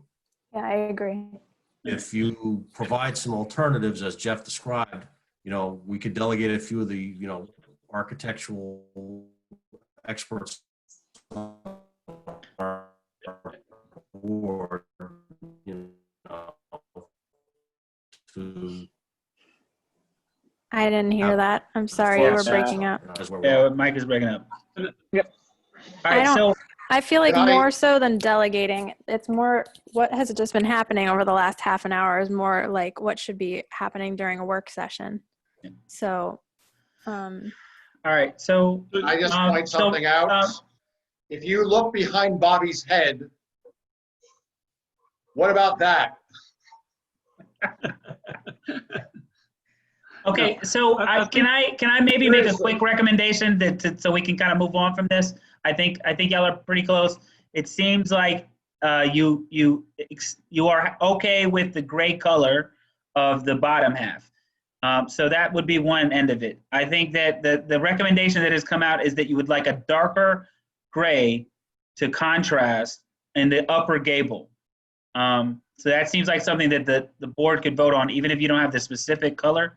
If you can vote on that piece of it, you have determined that the size and dimension of the dormer is okay. So you can vote on that, right? And you have determined that the knee wall in front of the house is to be painted a color similar to the lap siding that you're going to have on the bottom half, a similar color as the lap siding on the bottom half. I think that would probably take you far enough to getting this approved without having the final color shown as the dark gray. And if you want to leave it open as a condition that somebody can come in and eyeball and say, yes, that's the dark gray we were talking about, that's fine. So you're going from a lighter gray on the bottom, a darker gray at the top. If everybody agrees to that, or if there's a different determination, you want it to all be the same lap gray, solid color, that's also an option that's available to you at this point. But I think those are the details that you wanted to get to. And if you can make a vote on that, that might be the easiest path forward to approving something that everyone agrees on. I could vote on that.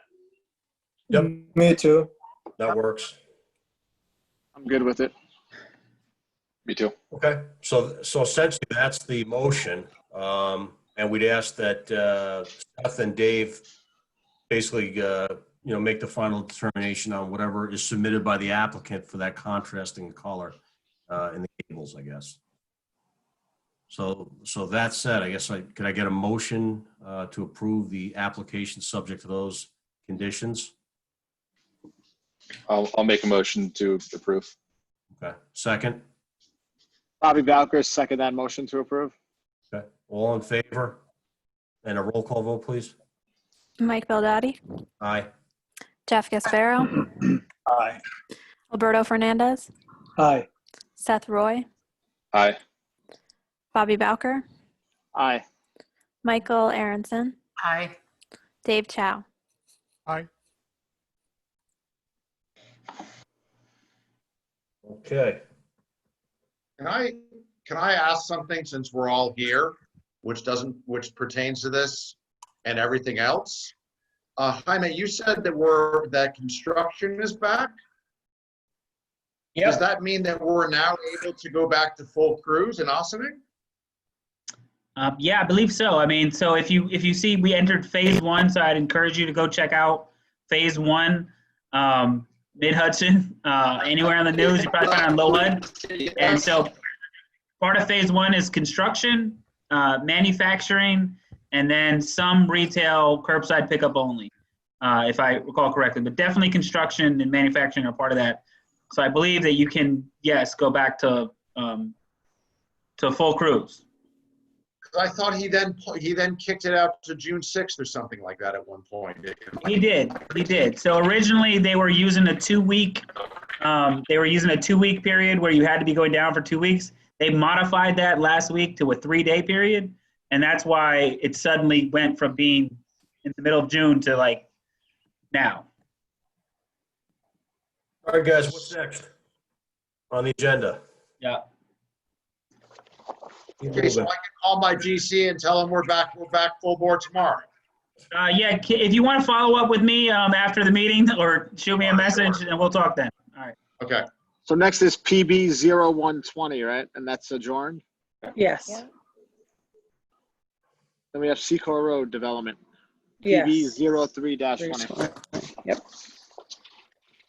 Those other 3 applications, was it Picantico, Main Street, and 145 North Highland? Are those planning and BAR, or are they just BAR? 2 of them are BAR and 1 of them is planning. Okay, so we probably want to get those BARs done if we can kind of get through those quickly before we die. I know Secor is going to take some time probably, and whatever other site plan stuff is left. Okay, I'm sorry, which one did you want to go to then? So do you want to do that Picantico Road, I guess? Which one was that? Yeah, 71 Picantico, because that's just BAR. Maybe we can kind of breeze through that. Yeah. And 119 Main Street is BAR also. All right, good. Hopefully those are a little bit more complete. We can kind of. All right. So 119 Main Street is first on the BAR. So I think we should start with that one since it's first on the agenda. There's someone here from the applicant side? Yeah, we have Peter Kurth. Hold on.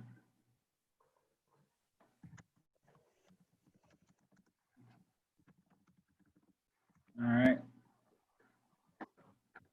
All right, Peter Kurth, you're now a panelist. Yeah, there we go. All right, who else is here with this application? Just me, sir. Okay, all right. Do you mind turning on your video? I got to figure that out. I'm sorry. There you go. Okay, Mr. Chairman, good evening, members of the board. My name is Peter Kurth. I'm the architect for 119 Main Street. I think the photo that you put up there was very indicative in expressing the context of the proposed new building in relationship to the firehouse next door. We propose a simple garage with storage above. The materials are going to be red brick. That brick will be matching the existing brick on the house that shares the property. You can see it behind that truck. Okay, that picture, those first 2 stories is the red brick we are contemplating using. Of course, we would provide samples for it. Again, it's a simple structure, so architecturally, there's not that much challenging what we could do with it, but we tried to make it more interesting with soldier coursing and making the brick, that facade that faces Central Avenue more interesting. The garage lines up, is proposed to line up exactly in line with the firehouse building next door. So the picture you're seeing in front of you, this is all going to be excavated out, and that's earth would be removed to make the garage feasible. The elevation of the first floor will be very similar to the elevation of the firehouse.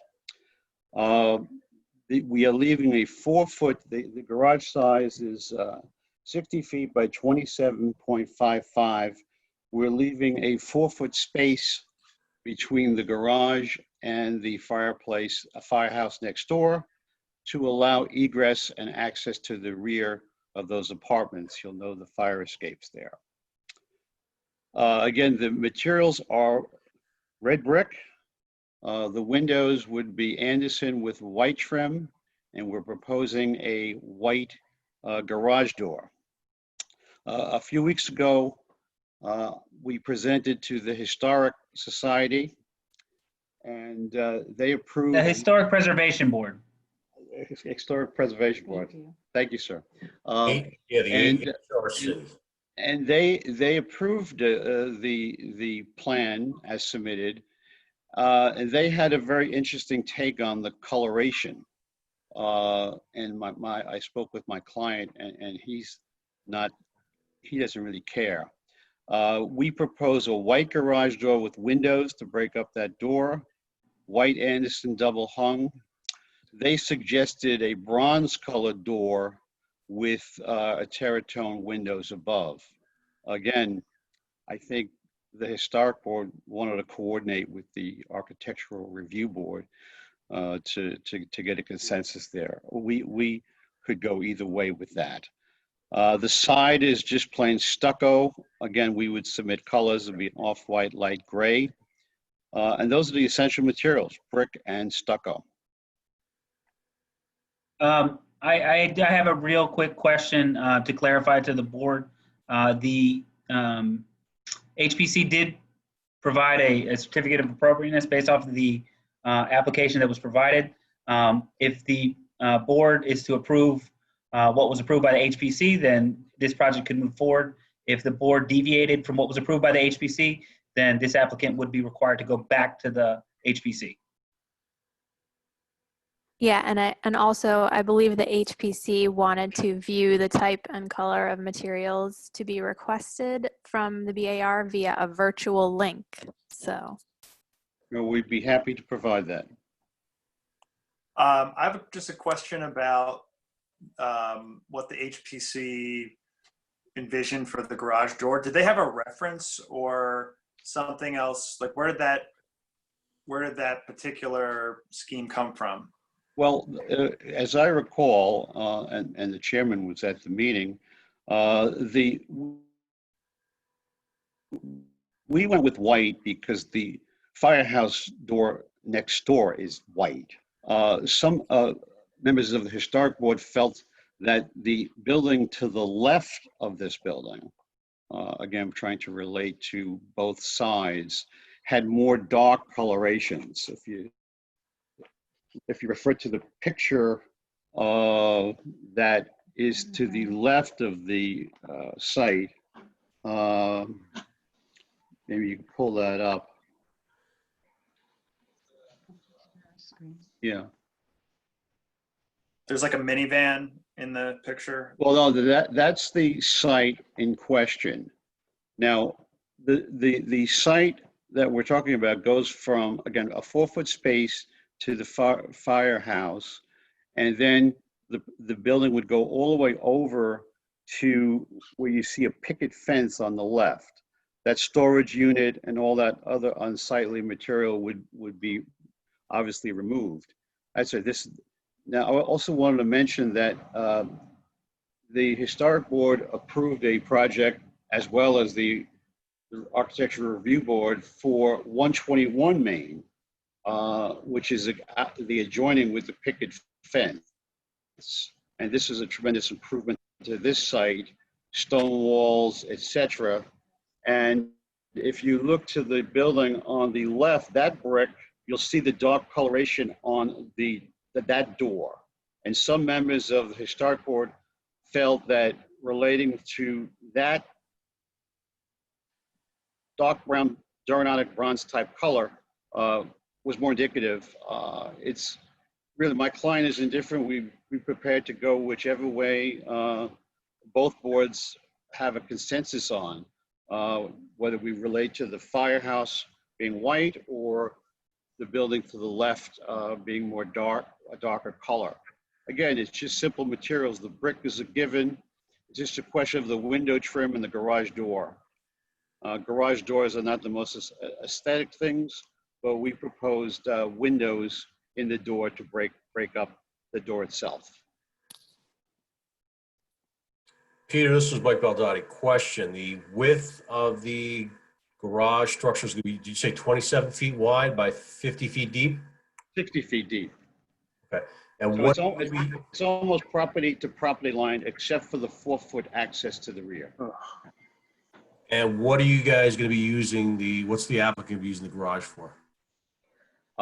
He's going to store a truck in there. He's going to store materials in there. I think a lot of the materials, the owner is a contractor, and a lot of the unsightliness that you see there, that container and whatnot, materials in the garage plus his truck. Okay, so you're saying that container is also his and that's going to go away? That's going to go away, sir. Great, okay. So I think when you look at, I mean, the rear of that property, frankly, it looks like a junkyard. I mean, it would all be removed in favor of the new structure. And the accesses to it and the landscaping is going to be coordinated as per our site plan. You know, similar access to the garage on the firehouse, as well as the access to the proposed new garage. So literally, it looks like you're going to go about 10 feet deeper then. I guess you're going to try to, you're saying you're going to have, the new garage is going to match what's next door at the firehouse, same. Well, no, the firehouse goes all the way through to Main Street. Right. No, but what I'm saying is when you look at it, you're going to see what you've designed to be sort of on the same plane as where the garage door is. Is that correct? Yeah, the front facade would line up with the front facade of the firehouse. Okay, that's a bit of excavation. Okay. Yeah. Yeah. All right. And the west and east elevations aren't visible to anyone. Neighbors aren't going to be looking at that. It's not really going to be visible. Is that?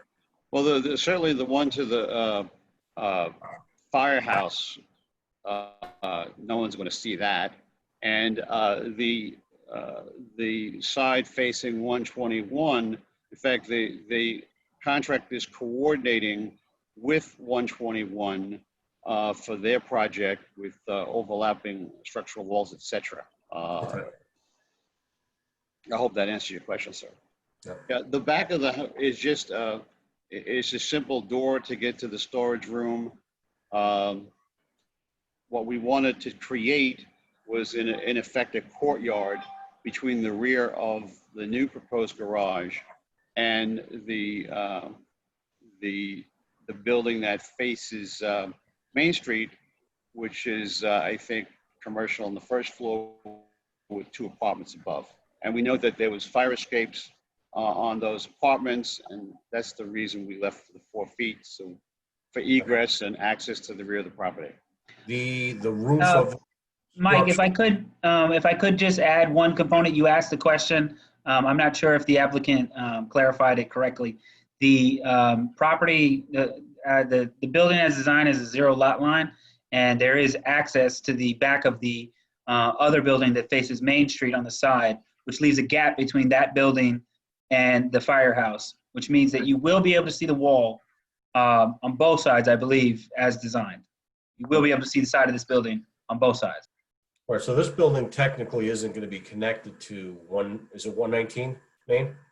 Yes, there's a space, we call a little courtyard of the rear of the apartment building that faces Main Street.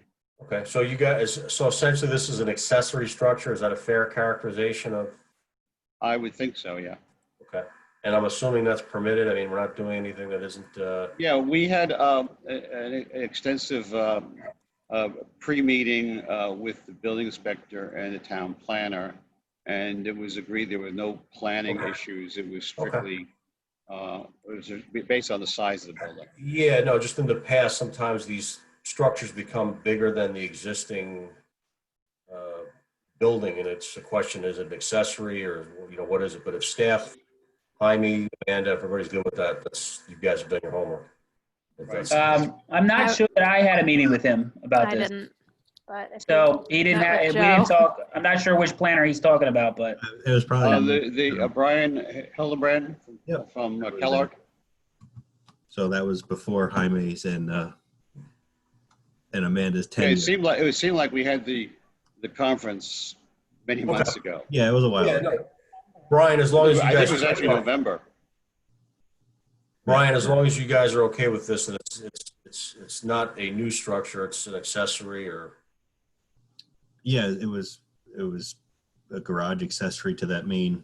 Well, I would like to mention that on the record at the HPC, it was mentioned that this may not exactly be a accessory structure. It's not 100% going to serve the needs of the existing building, but might be used somewhat separate and apart as a different use. I think the applicant probably should clarify, at least for the record here, how he plans on using this property, to clarify if it is going to be used as an accessory use or not. I know that he may have had a discussion with Brian earlier on, but some of the things he brought up at the HPC made it a little less clear. Right, I mean, clarified, it's not a separate lot, it's going to be the same owner, but if you could, if the applicant could expand on that to address Jaime's concern there. Well, it's, if I may, again, you mentioned, you hit on the head, it's the same ownership, and presently he uses the empty lot, if you will, to store the equipment that kind of makes for a tremendously unsightly condition. Yep. The garage is for his use. It gets his truck and miscellaneous construction material off the visibility of the street. The garage is not meant for the residents of the building that fronts Main Street. Hey, Peter, this has a second level too. This is Robert Bowker speaking. What's he going to do at the second level? That's just for additional storage? Just storage. And it's, so what is it, the total? It's going to be like 3,000 square feet in this thing? No, it's less than that. What's 60 by 25? 60 by 25 times 2 though, right? You have 2 levels, right? Yeah. Again, it's being listed as an accessory use, but it is not accessory to any of the uses in the existing building. They are uses that are being used by the owner for a separate business that does not exist in that. Well, I do believe, I don't know if it's the case now, I do believe he at one point had an office on the first floor. The owner did. That was office space, and the 2 stories above were apartments. This is on Bobby Bowker. speaking again, sorry, Mike, do you mind if I, is there any way to get a rendering of what this would look like from Central? It's hard for me to visualize a structure that big from the street. I mean, is it going to be matching up to the firehouse? Is it bigger than the firehouse? What does it look like from looking up Central? Like, it's hard to visualize it without a rendering that's colored and actually there, like overlaid on the images. It's hard to visualize it. Just, I don't know. For me, it's hard to visualize. I don't know if it's like that for everybody else. I would agree. This is Michael. I would agree with Bobby. Well, we could provide the board a streetscape view showing the firehouse, the proposed building, you know, showing the 4 properties, if that would be helpful. Oh, definitely. That would be really helpful. Anyone else on the board? Questions? The one other thing is, if we're going to see that, I think that you had mentioned some of the colors that the HPC wanted. I think you said a bronze on the door, and then was it Terratone window trim? Or Yeah, I mean, if we go with the bronze colored garage door, I think it would be logical to go with the dark trim on the windows. that was the what was the trim color? It's a bronze color. Anderson makes it what they call terratone. Yeah. Okay. See, so it would either be white if it's the white door, or terratone if it's the brown bronze door. Right. Yeah, I guess if we can see all that, if we're going to see it from the street, you know, sort of drawing. Does the board have a preference on the white versus bronze? I would like to see the bronze. This is Alberto. Like to see the bronze, since was the choice of the historical. We'd be happy to provide that. Yeah, I think I like the idea better than a white door. So I'm inclined. I think that it sounds good to me at this point. Okay. And I guess the light fixtures would be bronze as well. So we'd be happy to provide that. Anyone else? You want us to come back? Yeah, it sounds like you need to come back next month so that we can have those additional renderings and finish it. Do we have to redo the mailing? Jaime, Amanda, mailing for BAR? I don't think that's usually. I don't believe so. Not if the application isn't changing in any significant respect. Okay, so what would the deadline be for when's the next meeting?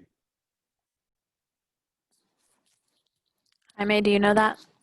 The next I mean, it's the same, you know, week every month. So what does that make it, the first Thursday? June 23rd. 6/25. Yeah. And the submission deadline is, can you give them the submission deadline for revisions, Jamie? I'm sorry. I was 23rd. mistaken. It's The 6/23rd, the next meeting. Okay. So the deadline is what is the deadline? June 5/21? 11th. Yeah, it's 2 weeks before. June 11th. Yeah. And if we were to have a work session, it would be that week of the 8th. And, you know, again, depending on staff's commitments and everyone, you know, we'd probably nail down a work session date if we thought we needed a work session in 2 weeks, that week of the 8th. I guess the one other thing, since we're in this virtual world and we can't, normally we would like to see samples or, you know, colors and things like that, is if we can at least get links to the products or some, you know, another way to visualize it, or, you know. Okay, and I think the color rendition will be helpful as well.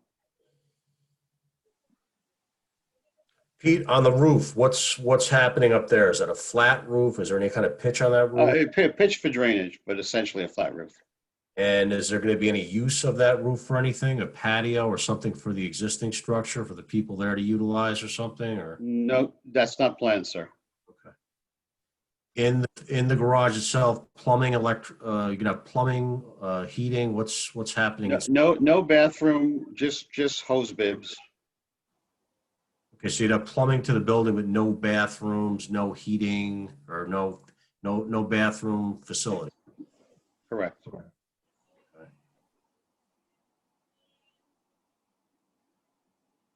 Okay. All right, so that said, I guess we could adjourn this till June and just keep in touch with staff on those additional requirements and things that we'd like to see submitted. Will do. Thank you, sir. Thank you. Thank you.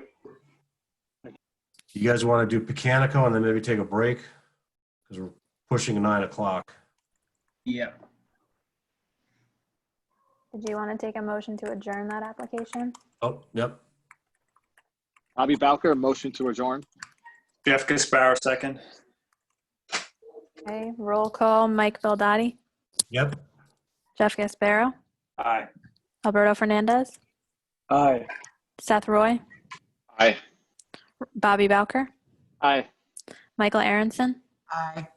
David Chow. Aye. Okay. All right. So we have for Cantico. Who do we have? Who's the applicant? And we have quite a few people in the. Just trying to remember.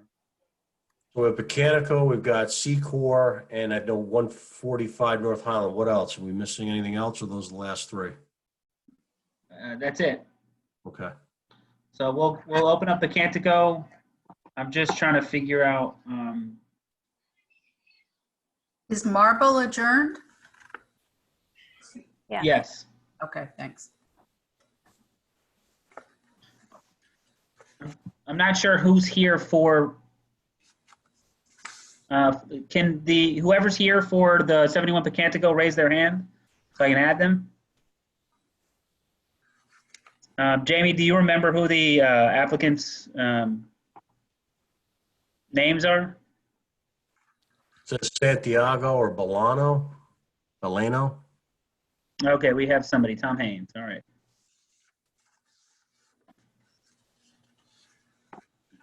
All right.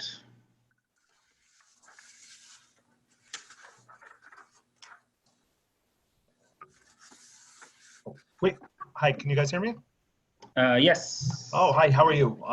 My name is Tom Haynes from Haynes Architecture, and I'm presenting an application tonight on behalf of my clients at 71 Pecanico Road. This project is an existing fire damaged building.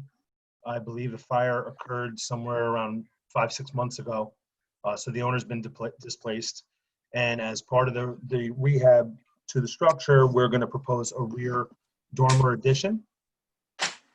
Is it possible to share my screen just because I added a couple of rear yard photos that were not on that submission? I just wanted to show you the existing rear yard. Is it possible to share the screen? Yes, it is. Okay, I'm going to do so right now. However, I would note that you're supposed to get this information in before the submission deadline. I don't know. But go, yeah. I mean, Understood. Yeah, I don't know that it was urgent. I just wanted. I think I'm okay with it if Michael, if you're okay with it, if the board is okay with it. Yeah, I mean, let's see what. Like I said, I was just being proactive. I don't know that was urgent. We had some photos as part of our original submission, which is you can share your screen now if you want. Oh, you could. Okay. Just for clarification, a lot of times, because we're not meeting in person, a lot of times the applicant's architect or whoever would come in and have maybe an additional color or rendering or something. So these are kind of, again, the challenges of working virtually on this stuff. Okay. Can you see the cursor moving here? Anybody? Yes. Over the phone? Okay. Okay. So this is what was submitted. So this is the front view and the side front view of the house. Our dormer addition is going to take place in the rear. If you're looking at the right-hand photo here, it is going to take place. This is the existing rear view of the house that I just included a photo. We actually couldn't get access when we first went there, but we went after just to take additional photos back here for the board.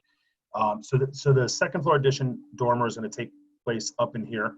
There's currently 2 bedrooms upstairs with a bathroom in the center. We're going to actually expand that out towards the rear yard there. Every single thing is going to match. We're going to match the vinyl siding, the trim boards.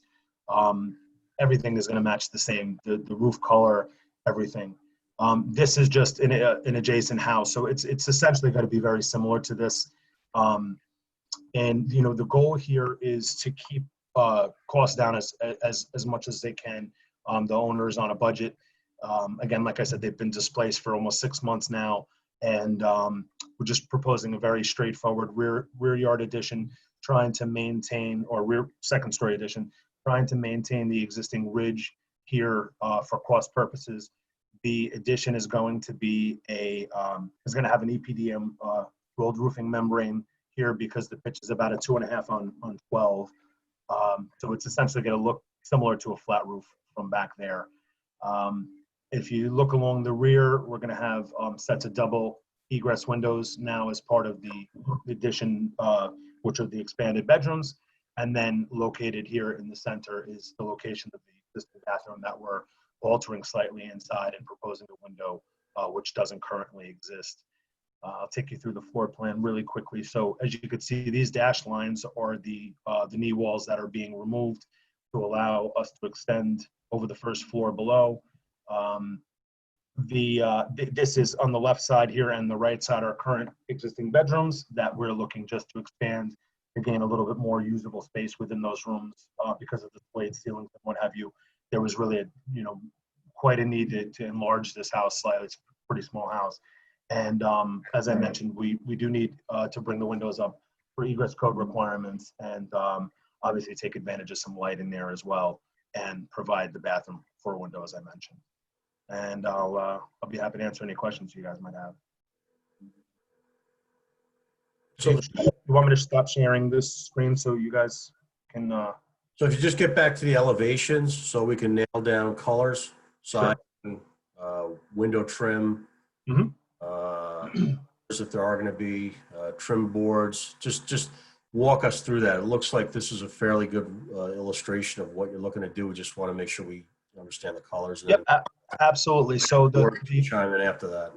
So the existing siding currently is a light gray vinyl siding as proposed to match existing 100%. The gutters and leaders are white aluminum to match. Windows are proposing an Anderson 400 series white window, which will match the rest of the existing home. Corner boards are light gray, I believe, to match as well. So let me just take a look at the photos here. Yeah, the corner boards are going to match, and they're white actually with white window trim. So essentially, if you look at these rear photos, everything's going to blend perfectly. The rear will just get a power wash, but the siding is in good shape, so we don't have any issue thinking that that's going to blend pretty well with the proposal. I'm sorry, did you say you're replacing the roof or no? The entire roof? No, so part of the goal here to keep costs down and minimize is to leave the roof, and we're just actually cutting the dormer in. So the goal is to keep the ridge and the rafters along the sides, just to take some of this bulk down instead of going out to the outside edges. Right, it's just kind of traditional shed dormer. Exactly. So we wanted to keep it simple, keep the scale down as much as we could. But and the color on that shingle, I don't think I can quite. Oh, so it's just going to be EP. Oh, currently I believe it's a medium gray. Again, I'll take it back. So this is the medium. Okay.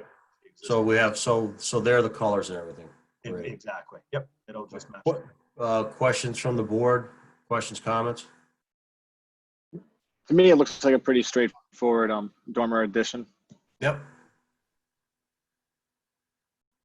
Anyone else? To me too, looks straightforward. Okay. Jaime, anybody from public commenting on this or?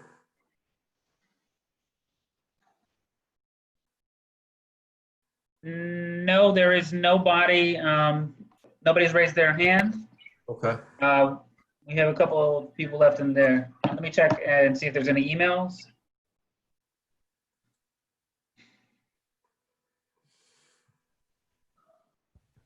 I have a question to ask. I have no emails. Okay. Did someone say a question? Yeah. Go ahead, Dave.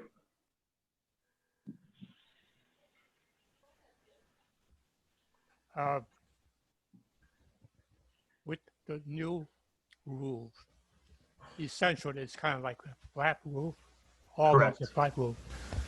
Is there any consideration for snow blow? Absolutely, yeah. We've engineered this in-house to make sure that we're okay with the snow loads on here. And as far as the material, the reason we don't have asphalt shingles is because we wouldn't obtain a manufacturer's warranty with any kind of asphalt shingle or something on this roof.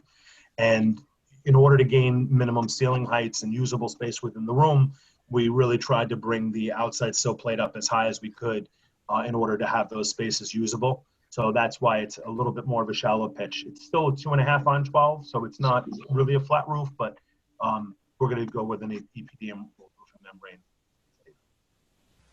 Okay. All right, that said, can I have a motion, please? For approval? Jeff Caspara, I move to approve. Second? Bobby Bowker, I second. All in favor, roll call? Mike Beldotti, Yes?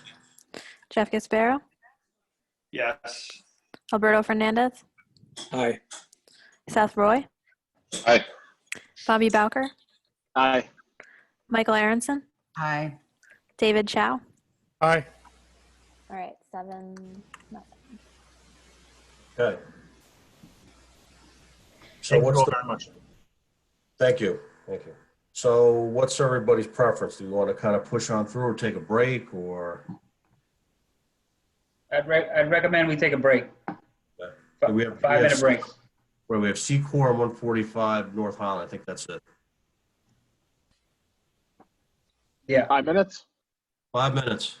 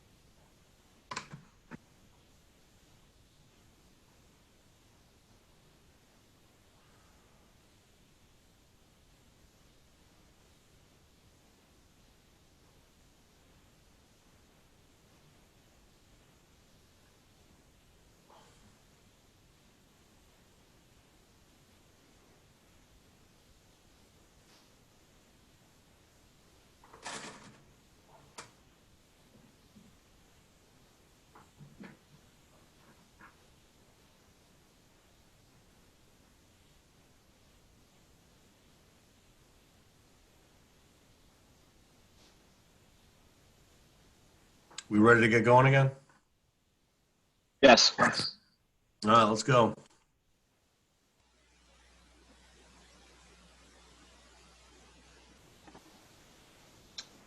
All right, we have 145 North Highland, Cardinal McCloskey Community Services, owner 8915-1-45 in a T-zone district. And just trying to clarify, who do we have here? Frank? Okay, great.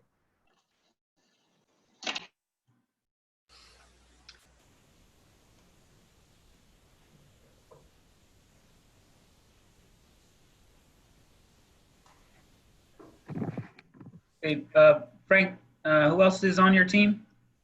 Good evening, everyone. Thanks, Jaime. Skip Francis from my firm is going to be joining me, and we have a representative from Cardinal McCloskey, Rosario Burgos. This is Skip Francis with Creighton Manning. All right, does anybody know who Shirley Perillo is? Are they related to yours as well, or? Okay. Not sure. All right. Your whole team is on? Yes.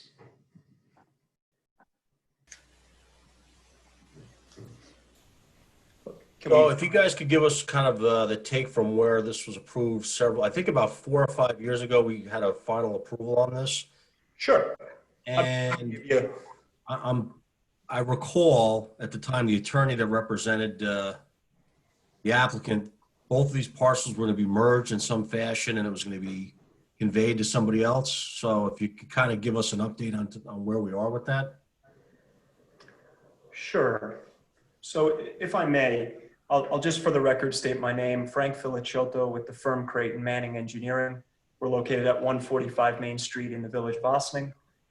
I'm a licensed professional engineer. As I mentioned, I have Skip Francis here with me to answer any technical comments that I cannot, and we have Rosario Burgos from Cardinal McCloskey on as well. This site is located at 145 North Highland Avenue, which is US Route 9. It's an existing 3-story building located in the T-zone. It sounds like some of you, if not all of you, are familiar with the premises. This is a property that's set back about 100 feet from North Highland Avenue on the west side of the roadway between Van Cortlandt Avenue and Snowden Avenue.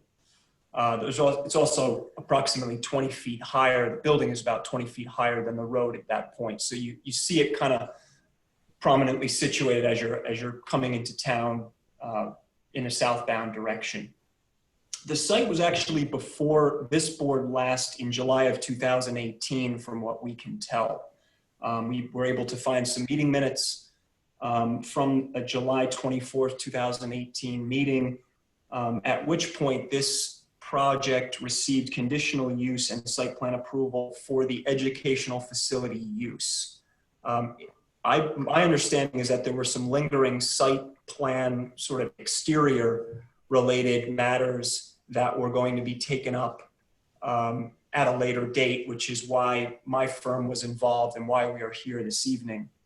To answer your question about the adjacent parcel, 155 North Highland Avenue is also owned and operated by Cardinal McCloskey Community Services. That is the parcel directly to our north on the same side of the street.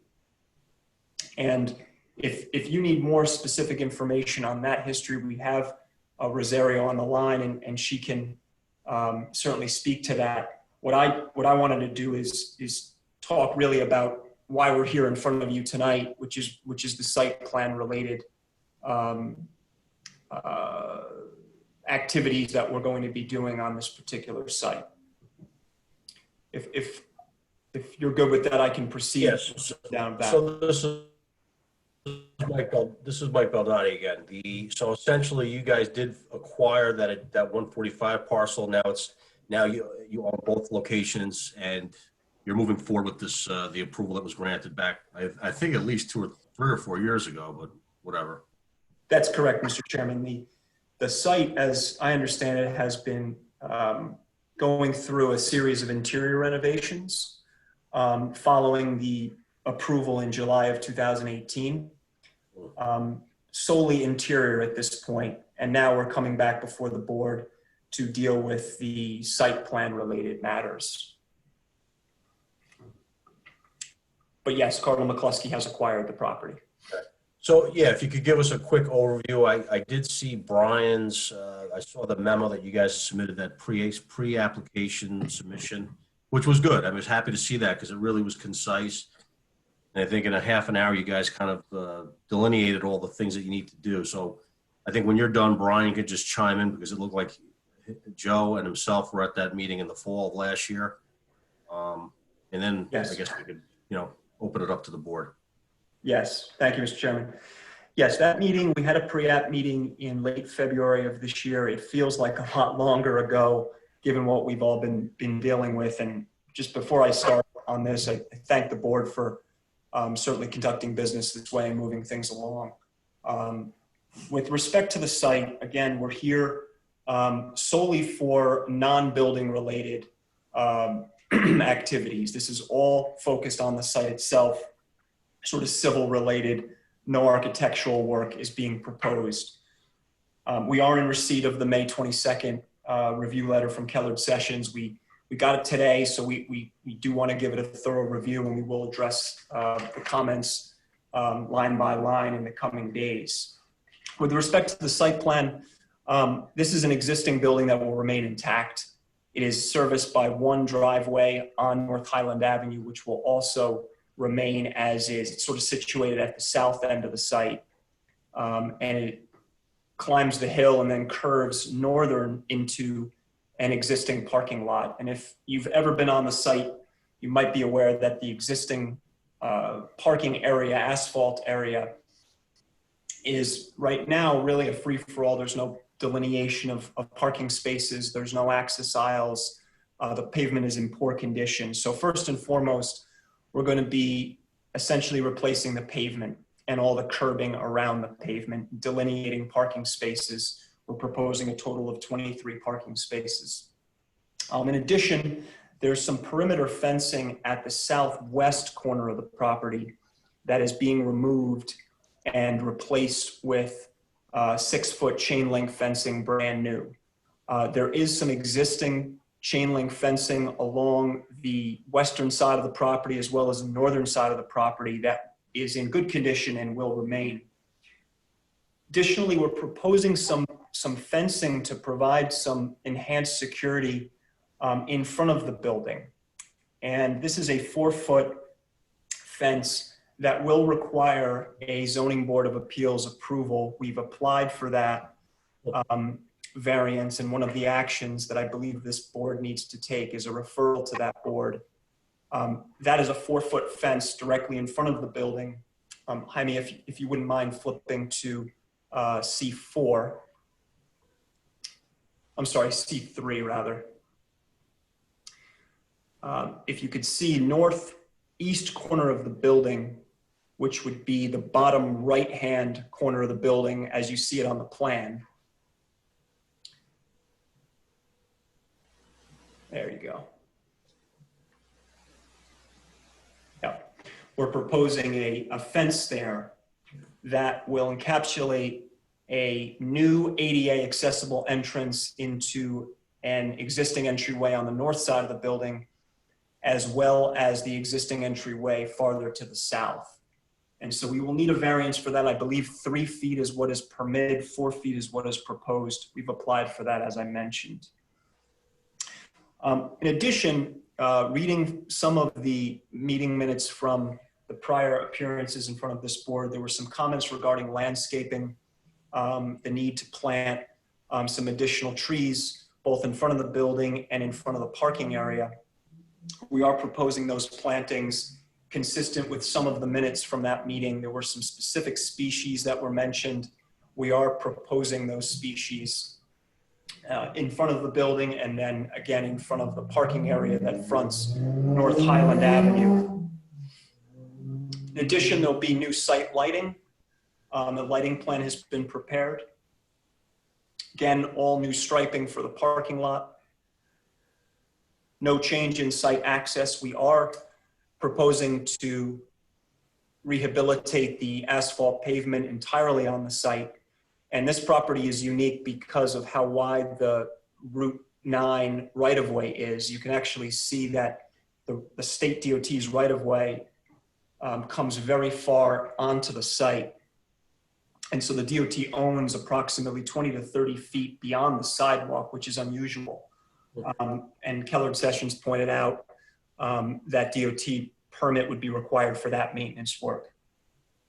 One of the highlights of this particular project is that in the rear of the site, behind the building, fronting Montgomery Street, we're going to be removing about 1,700 square feet of existing asphalt pavement that really serves no use. So that is a decrease in impervious pavement. We're also removing a small amount of asphalt in the front parking area. Jaime, if you could go to C3.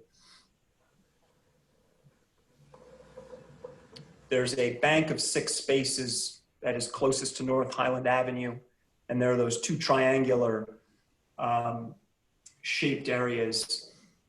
That was asphalt that is really unusable. So we're adding some curb there, striping them out.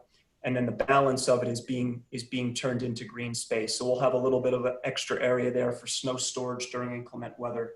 Overall, we're looking at about a reduction in 2,000 square feet of impervious pavement, which is, I think, a positive for this particular site. In terms of stormwater, we are providing a new catch basin near the north side of the site. Jaime, if you go to C4, we'll be able to see that.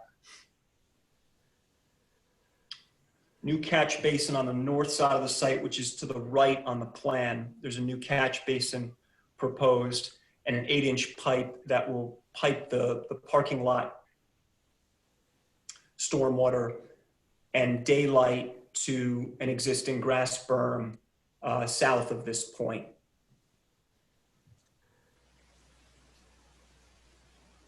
That covers essentially the site-related improvements. Again, no change to site access. The parking lot will be formalized and striped around the perimeter for 23 spaces. The central area, if you see it there, will be used for a van turnaround. The students and the people who will be enrolled at this facility will be transported to and from the site by van. And so that van needed a way to circulate, and that is the reason why that central area has been left open, so that a van could make that maneuver, drop someone off at the gate. A handicapped person could use the ADA accessible ramp, and then the van could move off the property. With that, that's a rundown of the site improvements, and I'd certainly turn it over. If there's any questions, I'd be happy to answer them. Yeah, I think what I want to do is Brian could just kind of run us through his highlights of what he feels, we should think about or look at. Great. Question is, does this need a referral to the EAC because it's on the west side of 9? Right. Well, that was the first thing I was going to mention. And we want to make sure our friends at the EAC are, involved in the project. We don't Okay. Well, lock them out. I know I mentioned it in the memo, but given it was more of a mistake on my end, because of what the nature of this project is a type 2 under the Secor regulations, meaning it doesn't have potential for substantial environmental impacts. So because it is deemed a type 2, it does not trigger, even though it's where it's located, it does not trigger EAC review. So I can issue a revised memo, or just, for this meeting, just note that EAC is not required. Yeah, I'm just thinking that if we wanted to specifically have them look at maybe plantings, because I know there was some talk about natural vegetation or something. Again, whatever we want the EAC to do, let's be very specific about it so that they really zero in on the planting or vegetation or whatever issue that we want them to, review. So if I could weigh in real quickly, I think it's important to keep in mind that the code does not require that this be sent to the EAC. And when you make a decision to send it to a board that is not obligated to go to, particularly one like the EAC where it can only provide its recommendations, you're also making a recommendation that you that the applicant incur an additional cost. So to keep that in mind, in as much as you do want to loop in your partner agencies, whether you want to refer this to them for them to provide comment outside of a normal meeting, or whether you want to actually require them to attend another meeting, might be like a happy medium, but you should generally try to stick to the requirements of the code. Otherwise, you may be setting a precedent for all future type 2 applications that come forward to this board. Yeah, no, just for discussion's sake, I mean, back in January and February, we had somewhat of an issue on the Birchbrook application, and, they felt, need to review things. And again, I'm not saying that they should have an opportunity. I think we just need to be very specific about if we want them to look at something. I mean, for a long time, the EAC was, inactive, but they seem to be active again. I know they're contemplating some wetlands legislation and other things. So I'm just, I'm putting it out there. I'm not saying yes or no. I'm putting it out there for the rest of the board to, get their opinion on, and, staff as well. Yeah, just to chime in on the plantings, it's, I guess, a little different for this application. The real need for the plantings for this were to provide screening, not really to offset any wetland impacts or mitigation. So it's a little different of a planting plan, in my opinion. So maybe the board can, consider that if they do want to send it to the EAC.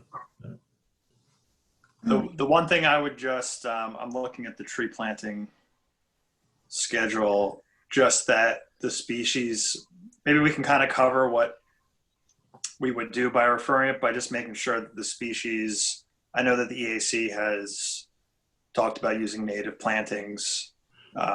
So as long as we can guarantee that, or, just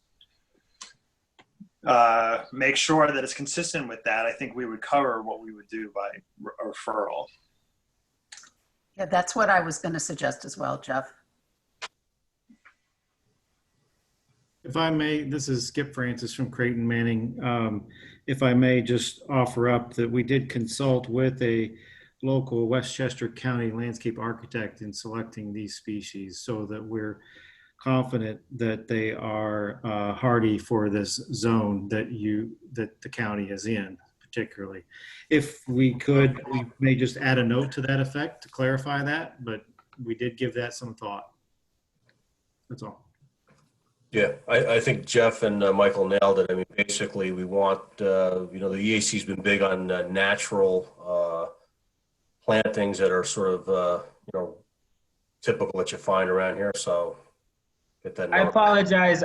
What Skip Francis just mentioned, that these plants would be hardy to this zone, that doesn't make them native.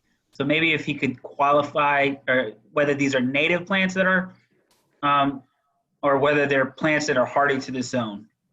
Agreed. They were considered to be native to this zone as well. So I will double check with the landscape architect, and we'll make note accordingly. If we'll have to change a species, we will. Yeah, I would just note that the EAC, if you navigate to their page on the village's website, there's a link to their planting guide. Okay. Anything else?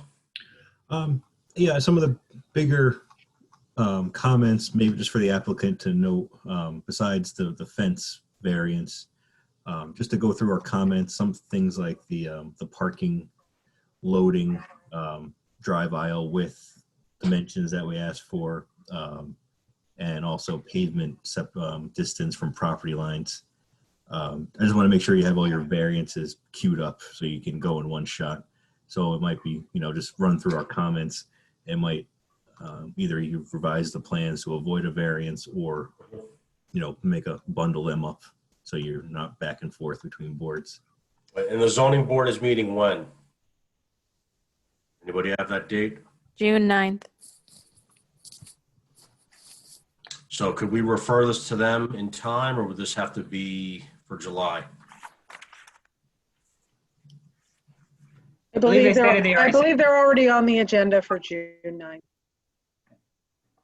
If I could ask the applicant, one thing I think would be helpful is since Brian's last comment basically stated that they either need to change their plan or they need to get the variances.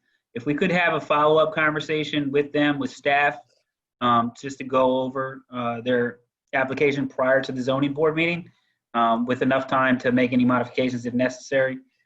So if they could just, tomorrow or the next day, set up a time with us to go over their application so that we can make this as expeditious as possible. Right. Yeah, That's great, Jaime. We'd be happy to do that. I think it'd be very helpful. With respect to the edge of pavement close to the property line, we were just staying consistent with existing conditions out there, but knowing that there is a 4-foot separation, it might be wise to request that variance as well. Yeah. Right. I just don't want any surprises, Sure. Down the line. Yeah. Good comment, Brian. Thank you. Just some other site plan cleanup items, and it's just one of the bigger things is just the drainage. I know you're collecting it, but it just seems like now, I know it goes every which way, but you're collecting it and then discharging it on a pretty steep slope. Just seems like that's just going to concentrate flows that eventually get down to North Highland. So we could look at that different scenarios, so maybe there's a better solution than just a collect and pipe. Agreed. We can support Brian, from a procedural calculation, standpoint, like you commented too. Brian, from a procedural standpoint, is this the same as some of these other situations where we have a site plan from a few years back that we didn't get final details on, and now we're finalizing those details? Is that a fair characterization of this, or is this something different? It's a little different just because there was just a gap where, we went through the zoning text amendment and they were, here very frequently. And then after that last site plan we saw in 2018, there just hasn't been any movement. So it's really just putting the history together a little bit and getting it. But it's essentially the same idea that the board saw in 18. So then there was never a final approval on this from that I could find. I believe, I think the applicant even, they just mentioned minutes that I don't think there's a resolution to point at or that was ever created.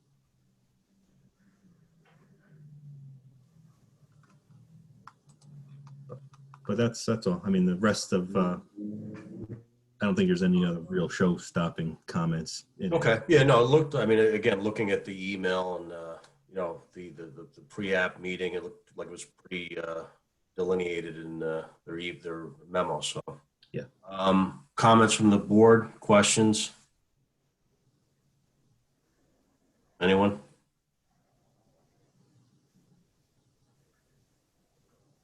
Jaime, anybody from the public logged in for this, or?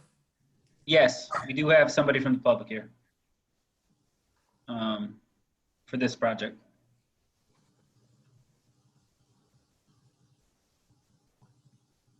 We have Shirley Perillo here, who is the neighbor. I'm not sure if she wants to talk. She did send me an email, but didn't clarify. Shirley, you are on as a speaker if you'd like to speak at this time.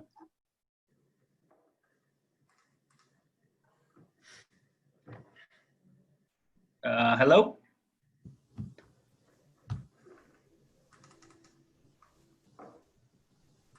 All right, well, Shirley is not speaking. You didn't open the public hearing anyway, so I apologize. I kind of got to put the cart before the horse, but. Right, I don't think we're obviously going to adjourn this till next month because other things have to happen here. So there'll be an opportunity for other people, anybody from the public to chime in on this, so. Yeah. And just on the EAC point, if there is some reason that you might want to send it to the EAC, like for plantings, I would just say, I wouldn't, what Jaime's point was that this doesn't require referral pursuant to the LWRP section of the code because this is a type 2 action. But if there is some other reason why you might want the EAC to look at this, like separate and apart from what the LWRP portion of the code talks about. I don't think that you're prohibited from doing that.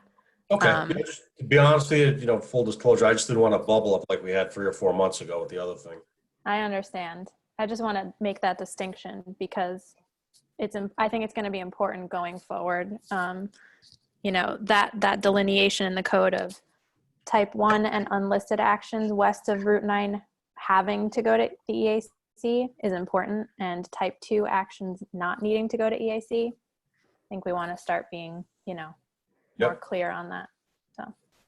Yeah, I think it's also important to mention, separate and apart from this application, it looks like the EAC will be getting quite a bit of new responsibilities under the wetland ordinance, which is likely to come about, I think, at this point. They would get review under the wetlands ordinance for any properties that are being built in the wetlands. Not just, west of Route 9. So you also want to be considerate of sending them applications that may not really have the time or the bandwidth to look at. Right.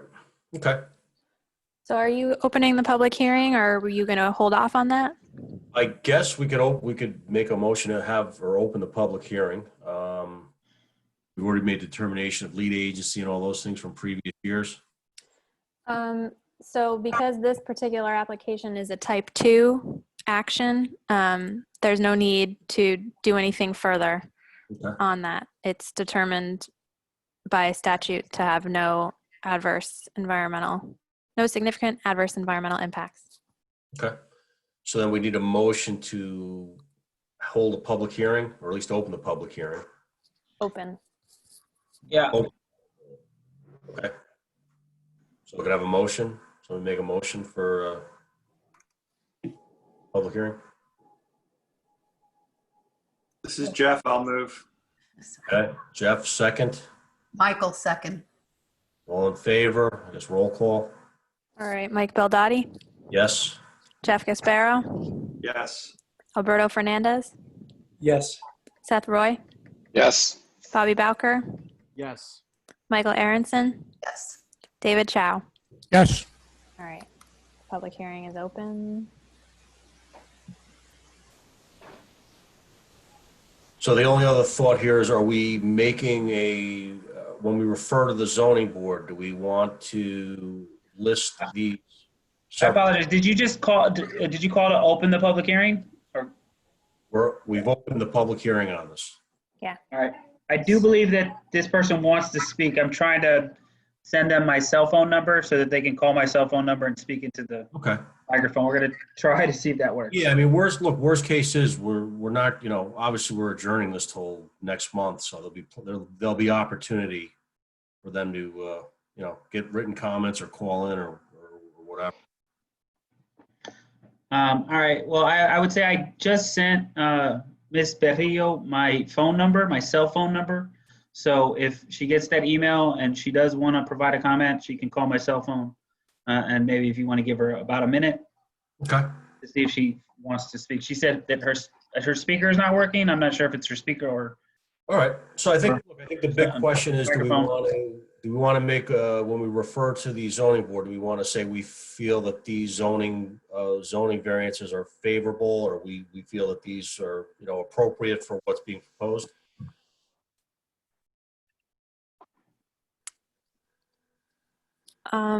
Well, do you feel comfortable doing that if not all of the variances are clear yet? Well, if we as the board feel comfortable with what's being proposed, and our staff, Brian, feels comfortable with what they're seeking, and again, getting all the variances needed, then we in theory could, say to the zoning board, here's what we've been presented, here's what we feel comfortable with, and that way that might through a coordinated review make this kind of move along easier, quicker, or whatever.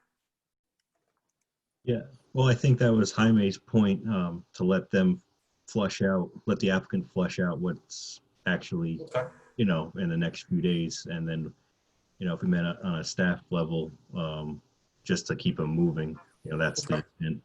Because I wouldn't want to put you on the spot to list variances now if, they might just cause more confusion. Right. I mean, again, this could be done next month too. I mean, that's the thing. Goes longer than a month. I assume the applicants is flexible. They can, they're okay with an adjournment for another month or two, or however long it takes to get all this stuff worked out. Yeah, absolutely, Mr. Chairman. We're looking forward to working with you and your staff. The only question I might add is, since we know for a fact that we will require the variance for the fence in the front, would it be inappropriate to ask that the planning board weigh in on that in referring that to the zoning board? Just because we know what it is at this point. Understanding, of course, that we might determine in the next couple of days that another variance is required, at least have your thoughts on the one variance that we do know. If that's inappropriate, understood, I just wanted to ask the question. Well, I'll open it up to the board. Anyone? Well, before you get too much farther, we do have somebody here from the public that did want to speak for the public hearing. I'm not sure if you wanted to continue this conversation or allow the public hearing to go forward. Yeah, sure. If they're ready. All right. Ms. Berrio, can you hear us? Hi, I can hear you. Can you hear me? Can the board hear? Yeah. Yes. Yes. All right, go ahead. Yes. Okay, so I own 26 Montgomery Street, which happens to border the property of 145. So I guess I just have two questions. Could you give us your name and your address first? Outline, it said that several trees or some trees are going to be removed. So I guess I just have a question on which trees you plan on removing. So I'll start with that one. And then my second one is the chain link fence that's going around the border. Obviously, it's going to be bordering my property too. I don't know if that I don't know what's going to take place, how many kids, how many adults are going to be using the yard, which is, again, right next to me. So I don't know if there's a white fence there right now. I don't know, it's partially up. I don't know if they could just repair that because it will give more privacy to them and to me. Again, these are just suggestions.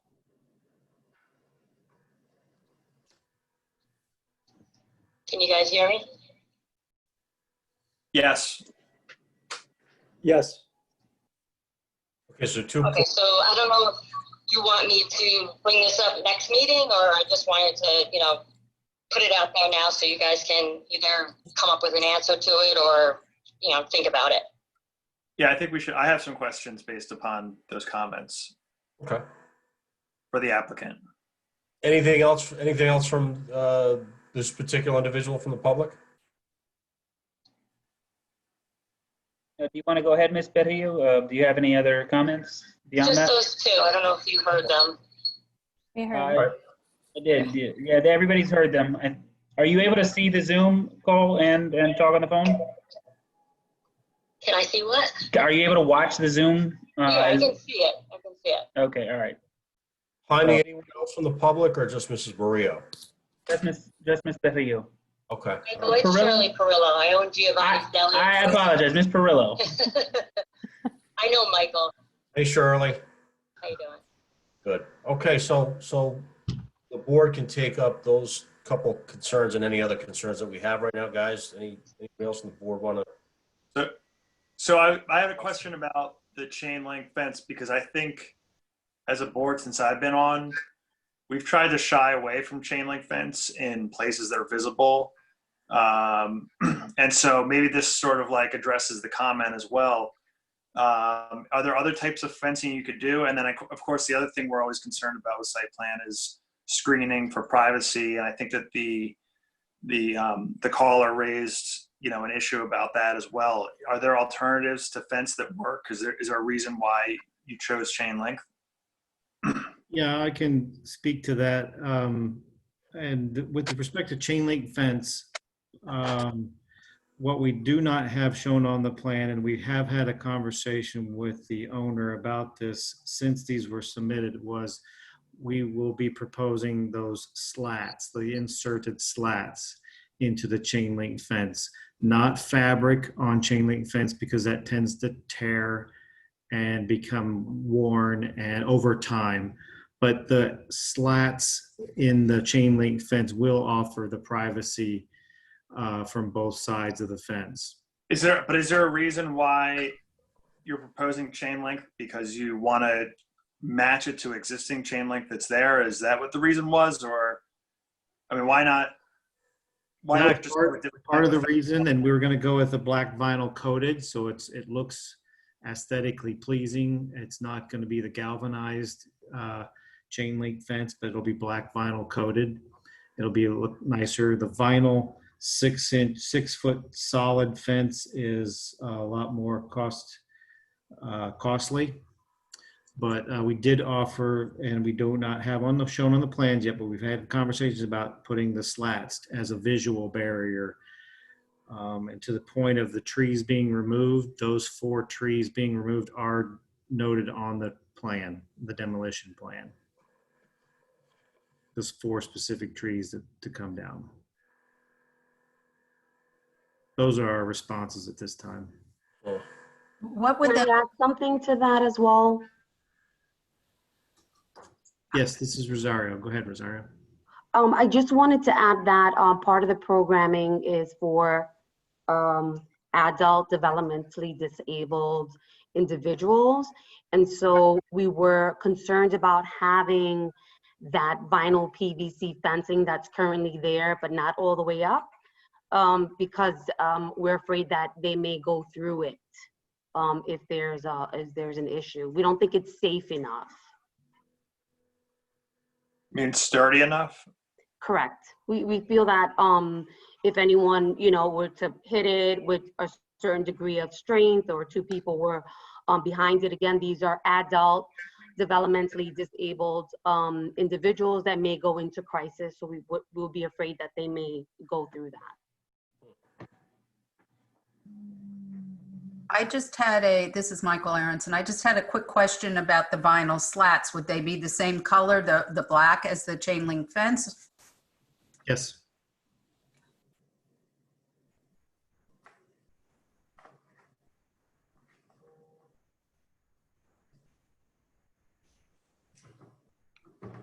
Anyone else, questions, comments on the site plan? If you tell me where they mentioned that the trees are on the plan, if they could just maybe highlight for me where those are so I could show everyone. Demolition plan sheet 2. C2.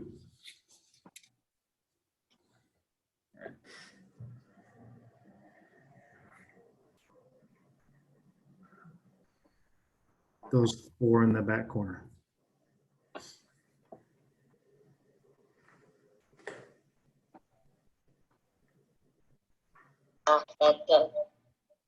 Sorry about that. Go ahead. Those are the trees in the back also that create a privacy. So they're trying to get rid of all 4 of those. Yes, those 4 are proposed to come down. Okay. So I mean, because of the activity, like we might, considering like different types of projects, consider other types of privacy screenings in addition to a fence. Like we might as a board say, in addition to a fence, there has to be a hedgerow or something. And what's on the other side of this, the caller's property, that's a residential property? Yes. Yeah, so I mean, I think that the code even speaks to that. But you're saying that the type of activity that you're planning on having here, are there other types of screening you can provide besides, you're taking down trees, there's going to be a chain link fence with slats, but can additional screening be provided between the properties? There's a significant grade difference from this property dropping down to, I believe that the last name is Miss Perillo's property. I don't know the exact elevation, but there is a retaining wall. So this fence is proposed to be up on top of the retaining wall, still on this property. So this is just Chairman Beldotti. The cost of the chain link and then screening is probably going to be, I'd venture to say, more than just a good quality vinyl fence that might be aesthetically better something that we'd probably like to see and hopefully be structurally adequate to protect your residents. And I'm sure you could find a vinyl fence that can do that and cost less than doing a chain link fence and additional planting along the one side of the fence that abuts the neighbor's property. Just my thoughts. We can look into the cost comparison. All right, there was a comment, as an additional comment by the, by Ms. Perillo, about, would you like to repeat that comment, Ms. Perillo? Yeah, there's a retaining wall, and there's definitely a grade difference. But the problem with the trees are on the second apartment, it definitely provides privacy from up there. So that's kind of my concern, and it's just not wide open. Agreed. That's why we're proposing a 6-foot high fence at that, along that property line. And your building is a lot higher than that. Again, I'm trying to work with you.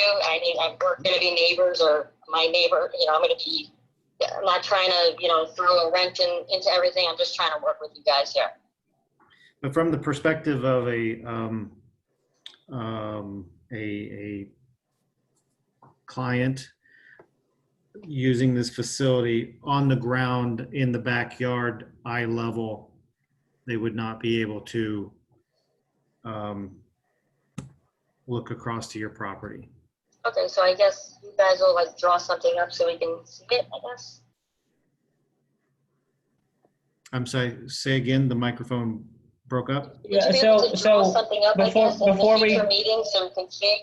My apologies, before we go too far with this, I don't know that it's actually appropriate for the comments from the public to be directed directly to the applicant. So if you have comments, you have to provide them to the board. The board can convey those comments as they see fit to the applicant. Can we do like we did on the prior application tonight and just pull up the Google Street View of from Montgomery Street, just to see the current condition? I mean, it may not be, Google Maps is not always totally up to date, but just to see what the property line looks like.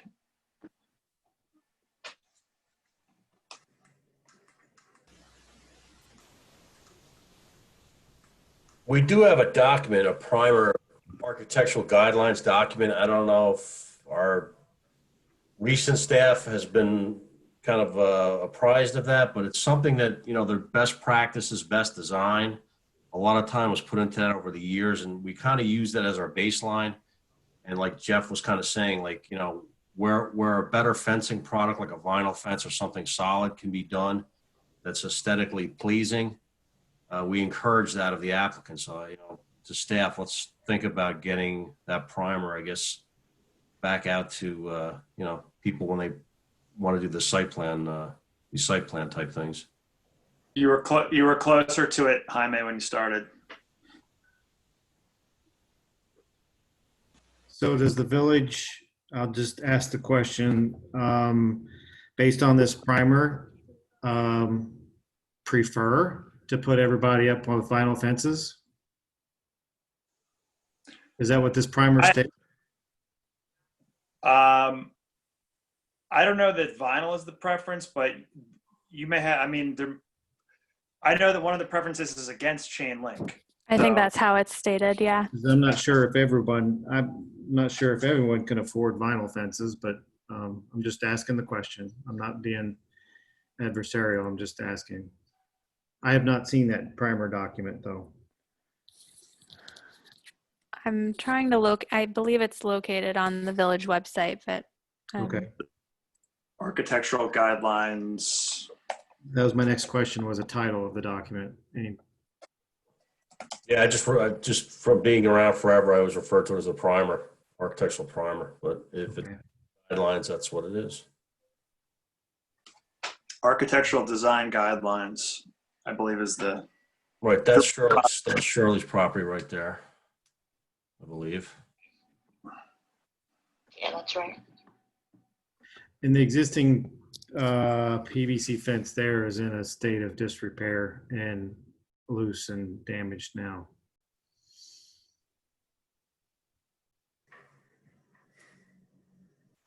I mean, you can see the removal of the trees is gonna open that way up.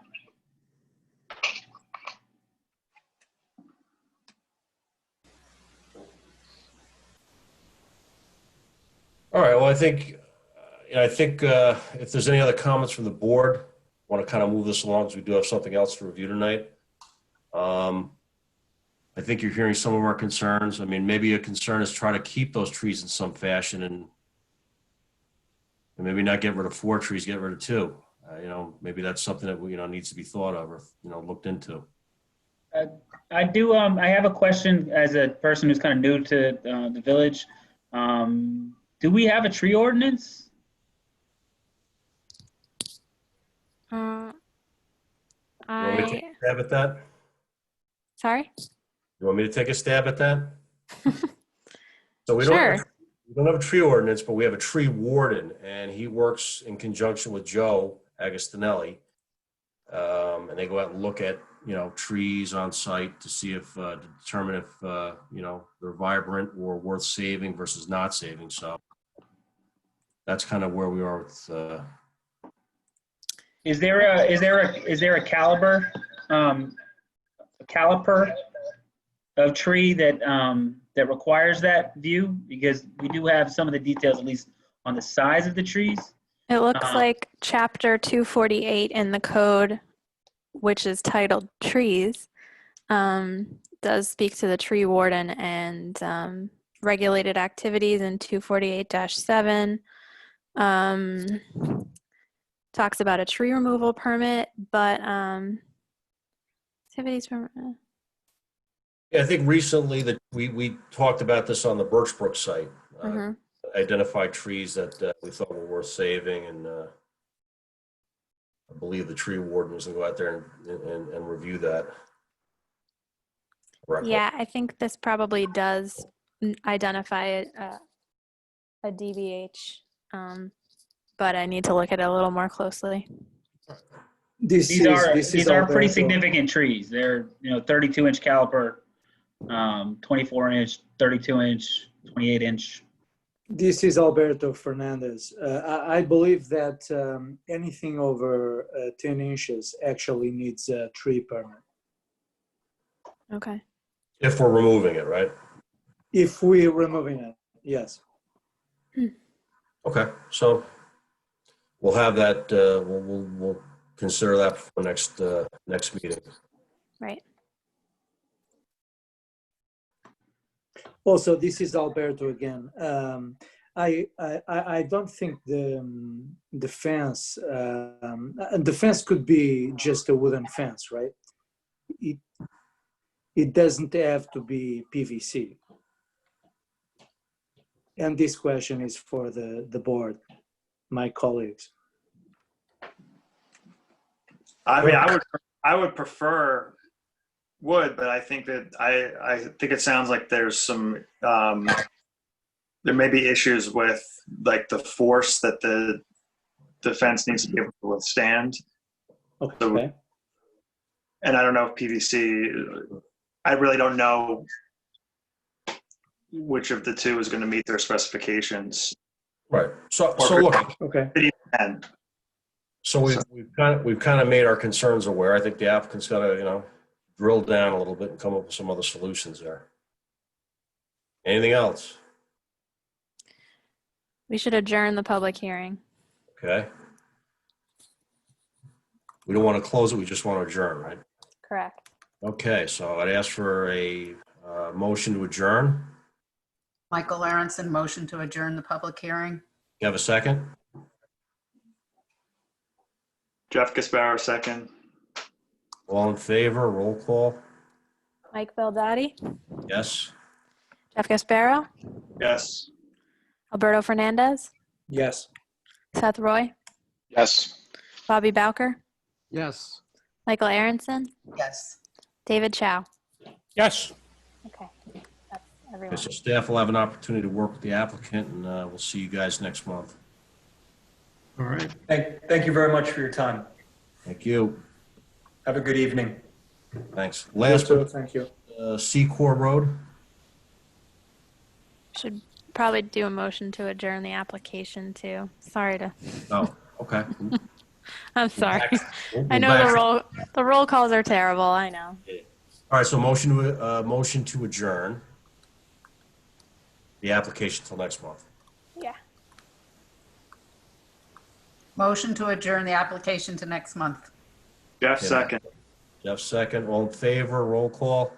Mike Beldotti, Yes. Jeff Gasparo, Yes. Alberto Fernandez, Yes. Seth Roy, Yes. Bobby Bowker, Yes. Michael Aronson, Yes. David Chow. Yes. Okay, that's everyone. Last but not least. Okay, last project up is the Secor Road. And in an effort to make this as quick as possible, it's 10 o'clock. I'm pretty sure we're at the edge of everybody's functional use. Amanda and myself did go through and make some proposed sentences that could go into a letter. Amanda, would you be willing to share those proposed sentences?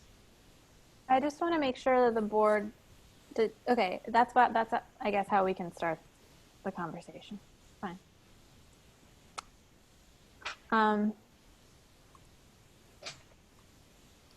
So at the work session we flushed out, I thought 3 or 4 good points to make recommendation back to the village board because they're the ones that are going to basically vote on this text change. Right.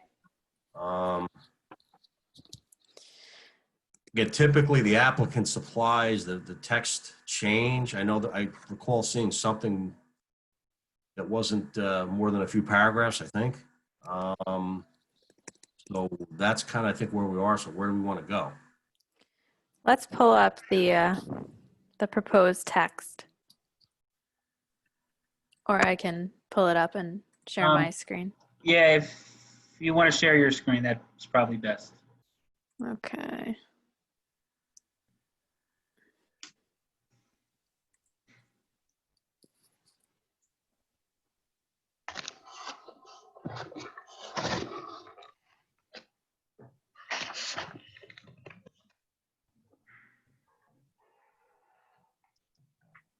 Ooh, we have just JB here to talk to this, or? Yeah, JB is here. Okay.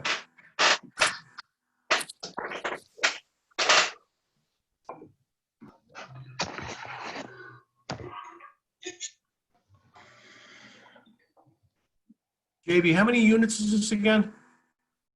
It was proposal was either it could either go from 17 to 80, but 70 was the original number proposed.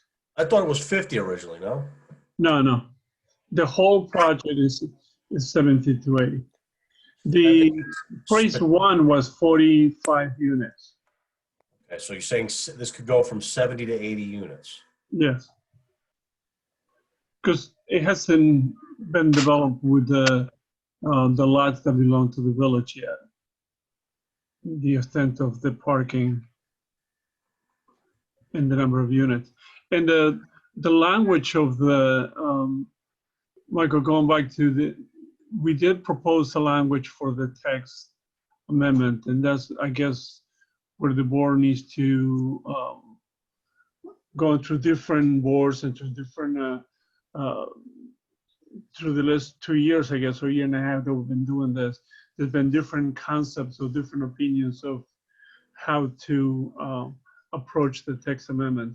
All right, so in consideration of everything that we've gotten to this point, JB submitted something to the Board of Trustees, who then referred that text as it was written. You guys came up with a lot of really good comments. Right. So let's read those comments off first. And I think that gets to the heart of any desired changes you would like to see potentially in the zoning text amendment. So because I'm sharing my screen, I have to toggle back and forth between my Word document and the text, unfortunately. I hope that's okay. That's not right. So my notes, sorry. Here is the draft with our thoughts based on your work session. So the first issue that had come up, not the first, but in order of the discussion, was raising the issue of segmentation due to the fact that there's an existing project being. The screen share is still showing the other document. Oh, I'm sorry. Okay. Okay. Now let me fix that. New share.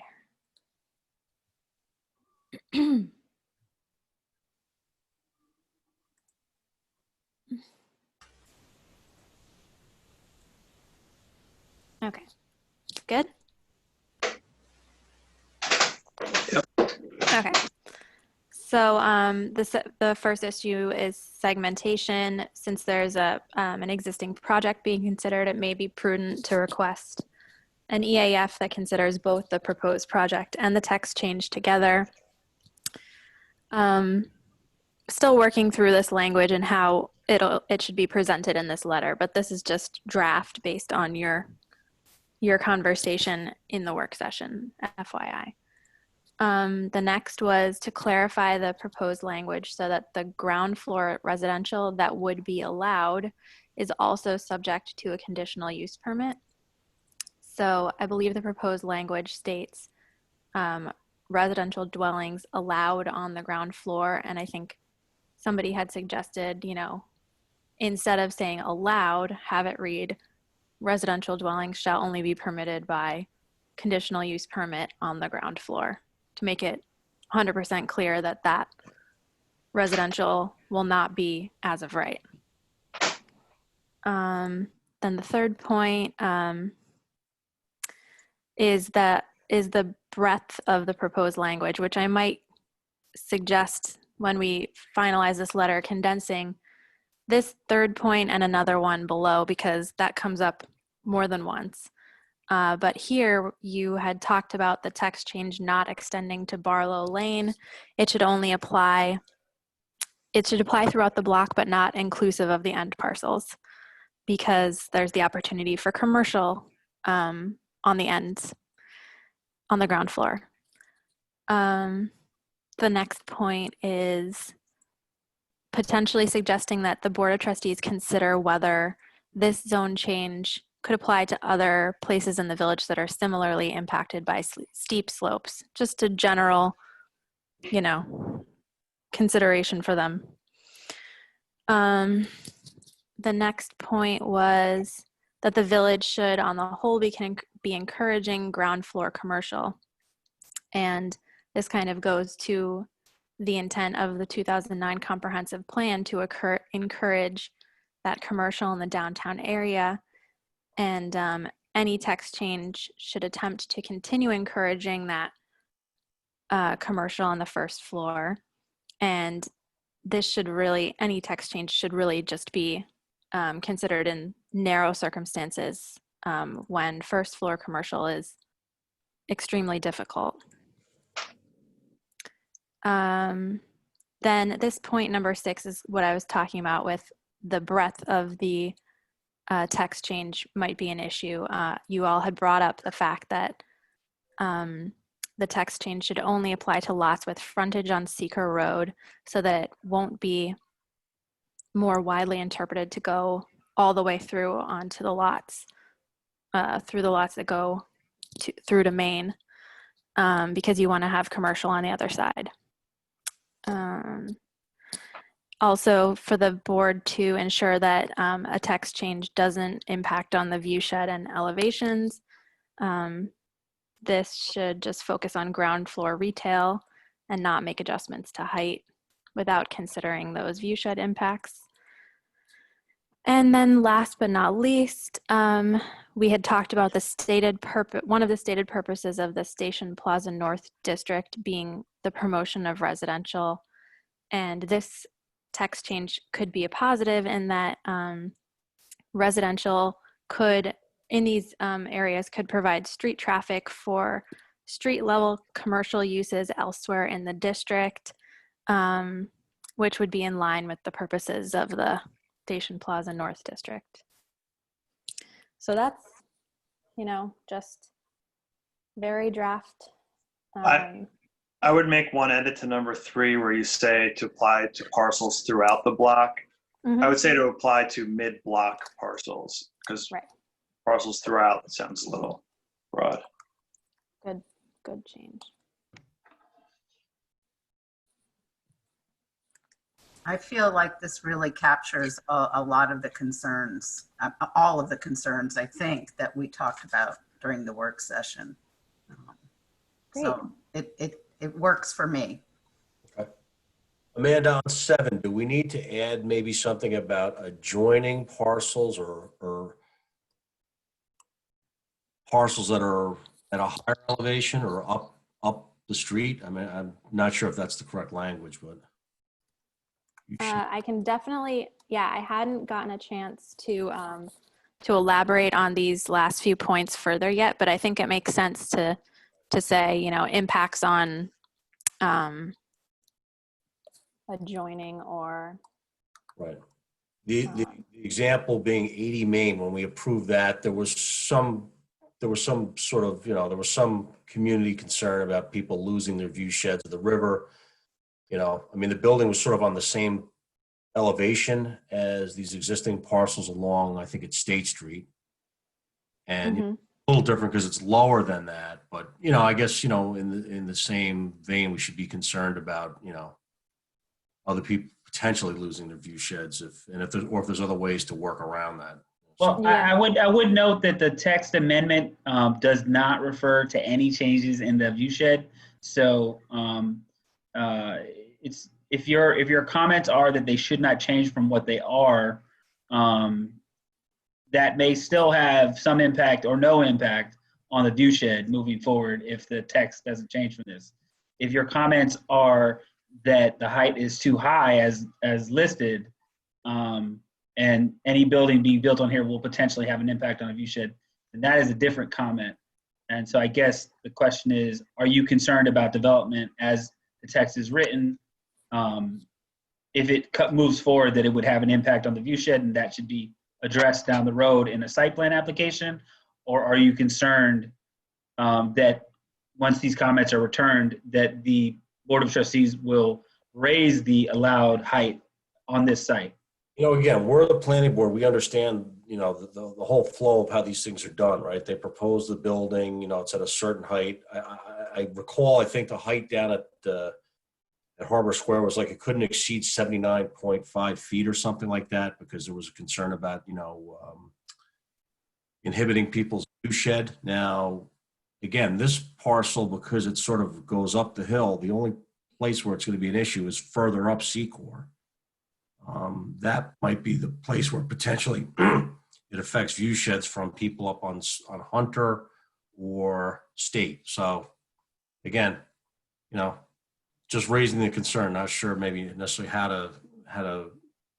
to paper it, but that's going to be something that we're going to have to deal with at some point. I don't think the village board's going to do it because they don't really they're not going to review the site plan. It's going to go back to us, and you know, we're going to apply this new text to whatever site plan we review. All right. You know, does it make sense to add a comment that says that that particular component, the concern of view shed under the existing text, is something that will need to be handled during the planning board process, planning board site plan review process? At least maybe that stakes a claim to the responsibility of figuring that out. I don't know if it helps, but. Yeah. Comments from the board? Anybody, you know, questions, comments?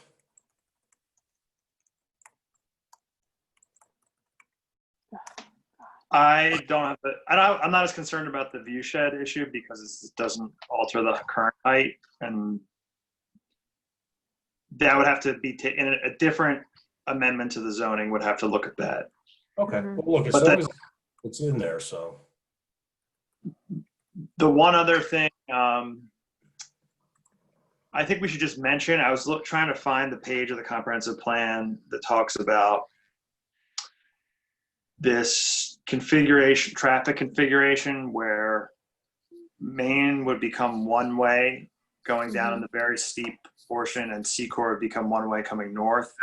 It was sort of presented as like an option in the 2009 comprehensive plan. And I think if you have the page reference, but I just think we should maybe mention the Board of Trustees should consider, were, that to ever be, taken up again for consideration, whether changing the ground floor on Secor to a residential configuration might, alter whether that makes sense. I think part of that traffic flow configuration would, right now it's one lane in each direction, but if you went down to one lane, you might have more room for parking, or you could have expand the streetscape, the pedestrian experience. And then even though it's steep, you might have other opportunities for pocket parks, or maybe even other types of businesses that might, do well with additional parking and foot traffic. Well, Jeff, to your point, I mean, how when the village, I think it was about 5 or 6 years ago, they opened up, Spring Street used to be one way, and they made it two-way again from basically Main Street over to, I'm thinking Maple. Was it either Maple? Yeah, Maple. That section was one way. So, it did impact the flow. So that's something that probably would need to be studied or looked at, or, that need to be considered. Yeah, I would just remind everybody that turning a one-way street into a two-way street is considered a traffic calming measure. And so two-way traffic slows traffic down, generally speaking, and one-way traffic speeds traffic up, generally speaking. So to keep in mind, if you wanted to make comments about creating it a more pedestrian friendly, by making it one-way street, then you may want to add something that replaces those traffic calming measures. Going up a hill, it may not be as much of a problem, but going down a hill, coming down the other way, whether it's on Secor Road or Main Street or whatever, would be affected by having it one way. So just consider that potential impact. Yeah, I mean, I'm not even sure exactly what the consequence is, but that there was a very specific option put forward in the comp plan involving this street. And, I'm not sure what. It's the bottom of page 26 under section 3.4, I think, about creating a destination at Station Plaza. And at the very bottom, they talk about considering some different traffic options. Yeah. By the way, you're not going to find it there, Amanda. That's the new comp plan page, not the old one. I'm looking. Oh. Yeah.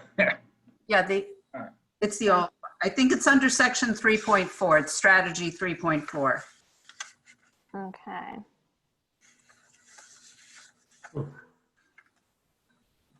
I think there's a diagram on page 31 that outlines this actually really clearly. Are you talking about the PDF page number? I'm talking about the actual page number. Okay. I think. Yeah, wait. Oh, you passed it. In terms of section 3.4, I think. Yeah, it's the map itself. There isn't a physical map on page 31. I'm just referencing the language that says there you go. Portion of Main Street. There it is. It's at the bottom, I think. Oh, okay. There's a diagram of what's envisioned. Configuring roadways. Yeah, I mean, I guess just reference that.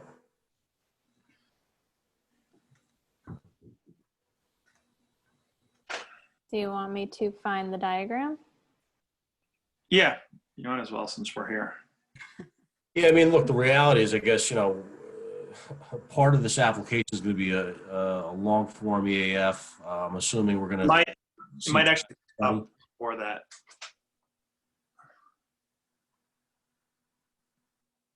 Somewhere. I know what you're all talking about. I remember seeing it.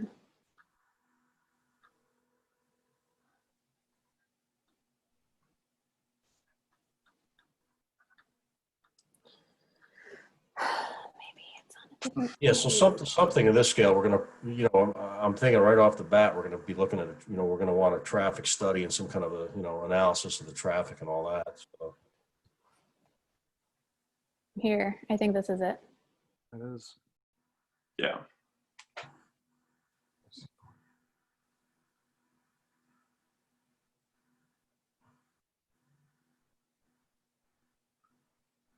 I mean, anybody here from the public to speak to this, or?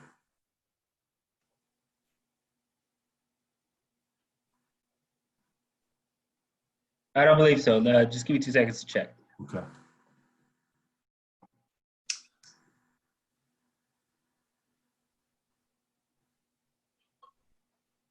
JB? No, there are no attendees.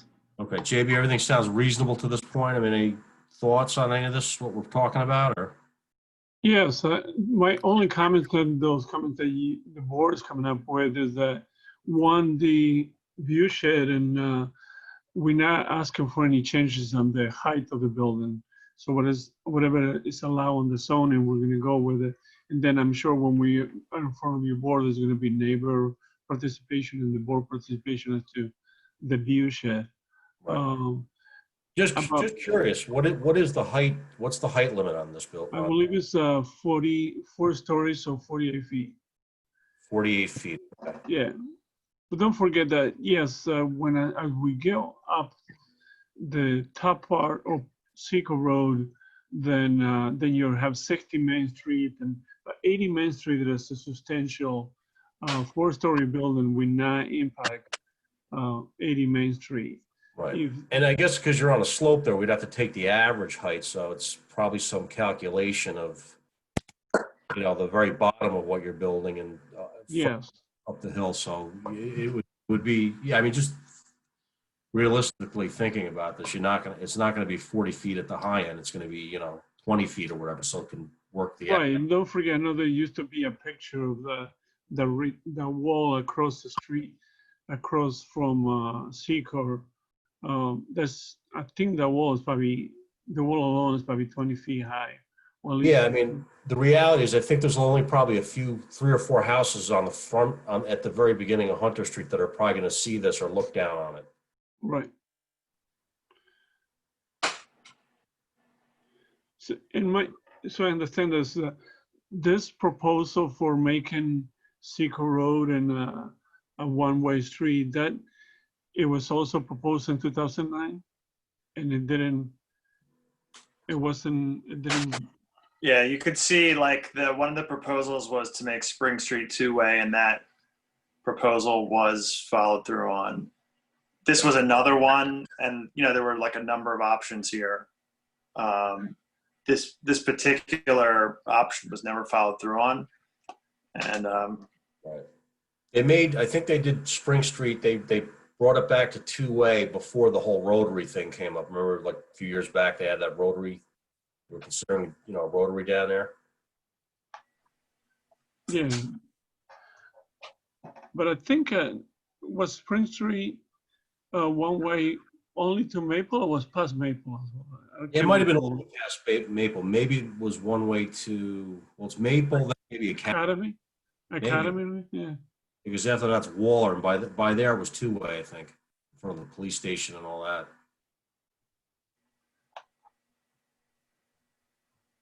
So do we feel like everything that we have written so far in the letter is sufficient, or is there anything else you'd like to discuss before you send this to staff to complete your report? Anybody else on the board? I mean, I'm kind of, I can't think of anything right off the top of my head. Jeff? I did have one question. It's for Jamie Kane related to this.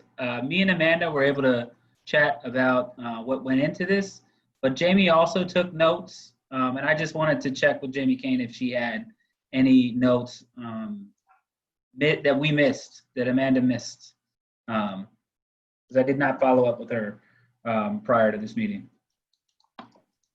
I don't think so. It looks like everything that I had was there. I don't have my notes in front of me at the moment, but from what I recall, it looks like it's all there.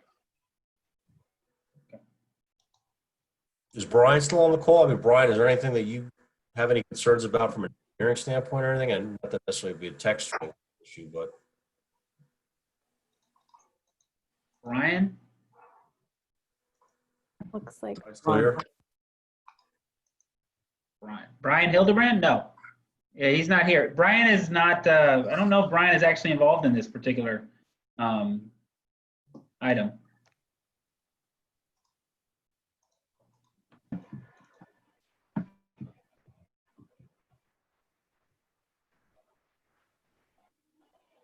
Okay, well, I'm pretty happy with it. Right. So I think from a procedural standpoint, you'll further develop this draft, and we could look at it at the work session in a couple weeks. yeah, That we sound had, reasonable? I think that sounds good. We had discussed at a meeting offline with JB that that the board would wrap this up by June, that the report would be to your board by June, so you could review that, and that he could hopefully, depending on, what the Board of Trustees schedule is, get back to them by July.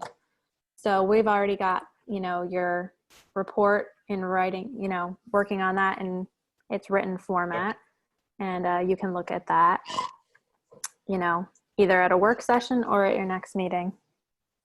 Yeah, and to clarify, Amanda, there's no requirement that they pass any resolution for this letter. This letter can come basically out of the work session if they agree that the content is correct. Yeah, there's no public hearing associated with this. I can share my screen again if you want, but I just had the section up. It's really just a report from the planning board related to the four, items that I've already sent you guys the language on that we've talked about. Right. It's usually not very controversial. I mean, obviously, that could change when an actual site plan is submitted and, an application is advanced. But right now it's, this is kind of a theoretical, things that we want to see in this proposed text change. So. Okay. Yep. Okay. So, you're done with this part of it. You're done considering, and you're sending it to staff. Sounds good. So do Okay. all right. So that's done. We want to adjourn now, or do we want to discuss setting another work session date if we think we need one? We do need one. Okay. So that week of the 8th, I guess, that's about 2 weeks from now. What do we have on, what do you guys have that week? It's probably a village board meeting, I assume, right, or a work session?